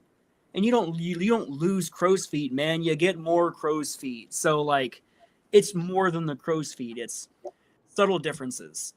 The way to notice what a clone looks like is anybody who has like a twin. That's what a clone looks like. You take two twins, put them side by side. You know that you can tell the difference barely between those two people. That's exactly what a clone looks like. There's subtle differences when you look at them. You're like, dude, did you lose weight, or did you get like there's something different about the structure of your face, and I can't place it. I feel like there's something weird about you. But again, like I was telling Rob earlier, I map people when I meet them. I map their entire face. I look at their hands. I look at the veins. I look for freckles. I look for scars. And I keep that to myself. Sometimes I'll even write it down, because certain people, I write information down about them. I'm trying to keep the claims they make. I'm writing it down. The predictions they make, the times of these predictions, I'm writing it down. So I'm basically mapping people. If you think about it that way. I mean, that's what I am. If you've seen me interview people, I know about that person I'm interviewing more than most people has ever known about that person. It freaks some people out. Like if I've ever interviewed you, I probably shocked you, because I mentioned names, dates, times of your past that no one's ever mentioned. And you're like, how the hell do you know all this? It's just, that's what I do. I'm used to having dossiers around me at all times. So if you're in the SSP, you might have a dossier that I created for my own personal self. That's interesting. I love that. This is another good one. This is from Black Feather. I just talked about Michelle. You might have met her at the conference. She was my roommate at the conference last year. She says, "What's the difference between dragon slits and Draco slits?" Understand that dragons and Draco are part of the same lineage. Like physical dragons, the Draco are a subversion of the dragons, meaning, remember where I said that the Lyran beings created beings below them and the physical cats were made? Same with dogs. The dog beings, they did the same thing with dogs. So the thing with Draco slits, it depends which hierarchy of Draco you are, because you have to understand not all Draconians have the same eyes. Like it depends what colors they are. You know what I'm saying? But what is consistent, same thing with cats. Cats are one of the only beings that have slit eyes in the entire cat world. Lions and tigers don't have slit eyes. Cats are one of the only ones. So that tells you that cats also have reptilian genetics bred into them. Wow. And that's something no one talks about. That's so interesting. But as for the slits come from the dragon. Like my root soul is a dragon. So the slit eyes is what we are, like the snakes. The snakes is another subversion of the reptilian without the physical skeleton and physical legs. But I don't know what you mean specifically without talking about the difference in slits. Yeah. But the slits are for seeing through different dimensions. Like, you know, when you're hanging out with your cat and your cat starts freaking out looking at something, you'll notice when they start looking, their eyes go from this to this. That's because they're folding the light of what is in the here and now. They're closing off the frequency to focus on one light band. And that's the purpose of slits. Other than that. Yeah. We'll do a couple more. This one's from Selena. Selena says, what's the opposite of satanic ritual abuse programming? Is there an opposite? Well, by definition of the question, it would only assume that there's programming without satanic ritual abuse or trauma-based mind programming. But if you're being programmed, you're going through trauma no matter what. They have to traumatize you in order to compartmentalize you. Anybody in programs, you've been through the trauma-based mind control, and more than likely you have alters that you are not aware of. And if you say you don't, you just don't know the truth or extent of what you've been through, because it's kind of mandatory to be in the programs. They can't just have a being come in that retains all its memories. The only way to remove the memories is to shatter the mind into different alters for compartmentalization reasons. But I don't believe there's any positive programming, if that's kind of what you mean, because by default, programming a soul against its will is still bad no matter what. But doing it with satanic ritual abuse, you're attaching other demonic forces to it. You're attaching different gateways and portals to it, and it's very dark shit. So if you're in the SSP, you've been through rituals in the program, and if you don't remember it, God bless your soul. Yeah. I think that's all the questions. I haven't seen if there was any more. Yeah, I think that's it. Yeah. Well, yeah. I guess until next time, we'll get a lot more questions going and maybe do a Q&A. Yeah. We had a lot of questions that I'm surprised. I mean, like, yeah, this is, wait a minute. Is it, this is one more. This is from, Michelle's asking for Nathan. I guess I missed his question. She says he'd like to know which timeline we are on. Okay, I want to explain something. One thing I've learned about time travel is that there are numerous timelines. Everybody listening to this right now, you're part of a completely different timeline than the person next to you. So you have to understand, you signed up to experience a very specific end to this opus magnum of an event that's happening right now in the cosmos. And some people only signed up to just experience regular life. This is where the Mandela effects come from. We talked about how depending on what timeline you're from, depends on what you experience. So all these predictions that people are making, it's not compatible with the entire planet, because if you imagine there's 1,000 different timelines running on the planet right now, not a single timeline of the 1,000 will be compatible with the one next to it, because the one next to it has a different ending, a different set of experiences. Like there's a timeline right now on this earth where Hillary Clinton won and the New World Order came forward. The reptilians uncovered themselves saying they've been running the entire planet. It's happening right now in front of you. So everybody needs to let go the whole idea of people making predictions and trying to figure out what timeline we're in, because it only applies to you as a person what timeline you're in. Does that make sense? So yeah. Rob's timeline is completely different than Drago's timeline. It doesn't seem that way, but that's how it works. If you get a group of 10 people walking down the street, those 10 people are going to see 10 different buildings, 10 different sets of people, and have 10 different sets of experiences, because we don't bring attention to that building when we walk across it. We're like, hey, look at that red brick building with that sign on that window that says this. We don't do that. So we assume that the people next to us are seeing the same thing. So if that kind of helps you understand more what the timelines are, like for Nathan's timeline is completely different from you, the Earth Grid Rescue Mission. Everybody, it's all different. We're all signed up to experience something different. Yeah. She said she had a question too. I can't remember what she said. So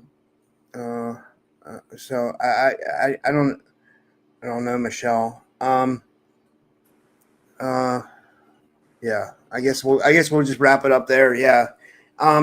But dude, this was awesome, man. I really enjoyed this. This was great. This was a great show. Do you want to promote anything, or like anything you want to plug or anything like that before we go? I would just say guys, if you can make it to the Full Disclosure Now conference, do yourself a favor and just do it. Like, make it happen no matter what, because if you don't, it's going to be one of your biggest life regrets. And if you want to awaken, there's going to be legit psychics there, legit remote viewers, legit experiencers, and you're not going to find it anywhere else. You're going to have to wait another freaking year to do this and come back next year, which is going to freaking suck for you, man. Like, if at that point it is what it is. If you can make it, make it. If not, get the live stream pass. I think the live stream pass is like $120 ish, something like that, and that's for 4 solid days of every speaker. So if you can't come, buy the live stream.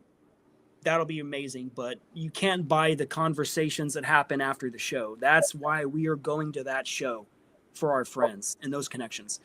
Other than that, you could find me on fractaloflight.com. I think it says it somewhere along the show on my thing. It says fractaloflight.com. Check out my podcast on Rumble. I got the Rebel Collective, and I have Portal to Another Dimension. Follow those on Rumble if you like it. Say something, man. Follow me on Facebook. Let's be friends. Let's talk about your experiences, man. Other than that. Yeah. And I'll just back up what he said, guys. I'm really trying to go to the Full Disclosure Now conference. You know, I'm going to try to manifest it.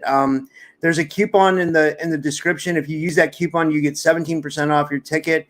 And also my GoFundMe in there is my GoFundMe is in there. So if you want to support the show and you want to support my trip, I promise to bring you guys the best coverage I can with whatever Brian will let me film. I'll try to film. Last year, he let me film parts of the speakers, you know, interviews. I don't know if he's going to want that this year, you know, because he has his own live stream team and stuff like that. But I mean, I'll get you the best coverage. I'll get you side interviews. You know, I got a bunch of side interviews last year. I got interviews with people at the beach, you know, like, you know, you can go on my channel and look at all those. They're on Rumble, obviously, because YouTube took it down.